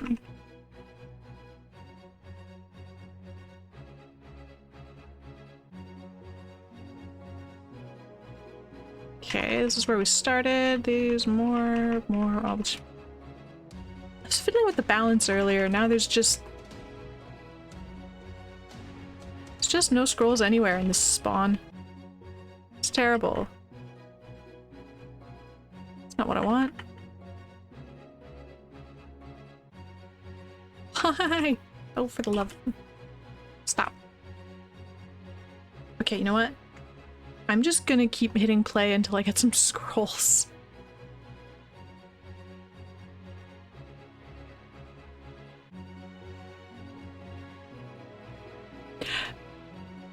You know what I'm actually gonna do? You know what I'm actually gonna do? Dungeon generator.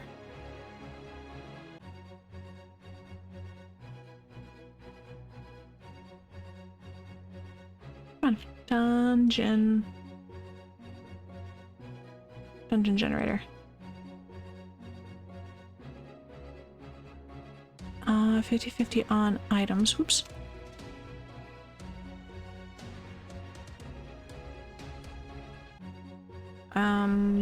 But we're gonna do like 20-80. Lots of lightning scrolls, many fewer potions. Oh, for the... Stop.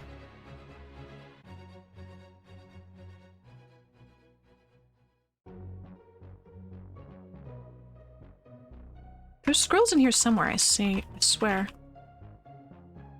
Scene naming convention is confusing. Every scene ends up being a scene made of other scenes. Scenes are made of nodes, but can be a single node, and yeah, it's there we go. There's a scroll. There's a nice lightning scroll. We can pick it up, and then we can use the lightning scroll, and boom, the troll's dead.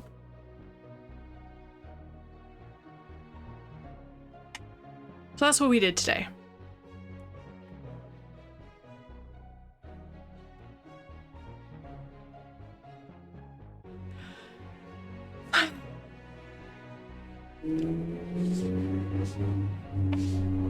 It's, yeah. Big accomplishments.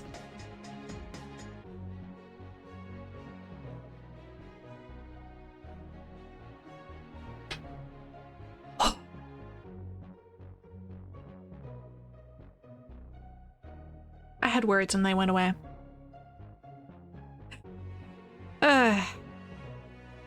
Okay, well, obligatory. If you enjoyed the stream, you know, follow.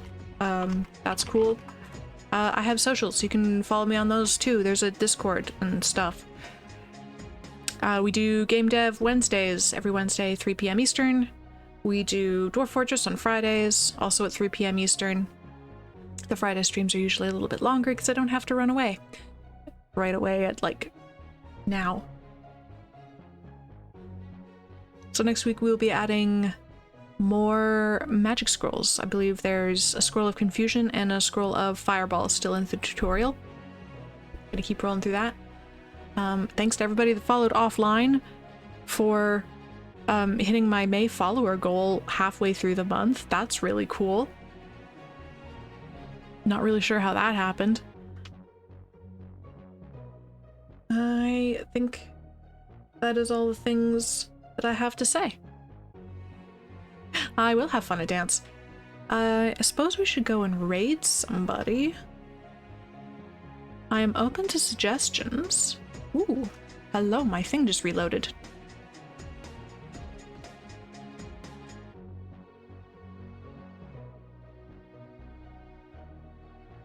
Who's on right now?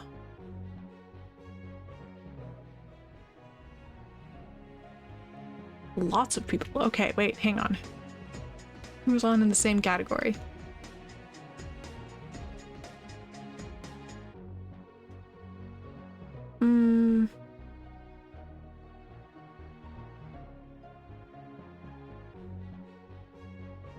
I don't know.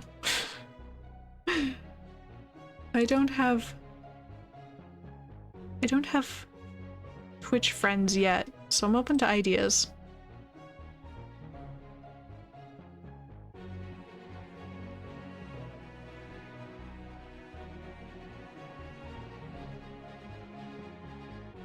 Okay, so for people I'm following in the same category, we've got Jessica Mack is doing sea plows, plaws, and shaders? I don't know. Does that sound cool? I think we might go and do that. How about that?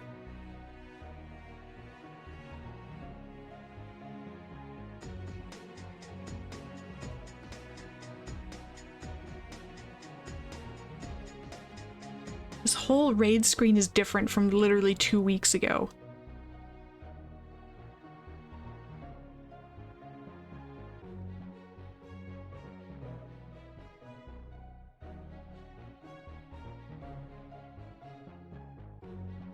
Suddenly I don't know what's going on anymore. It's all terribly confusing.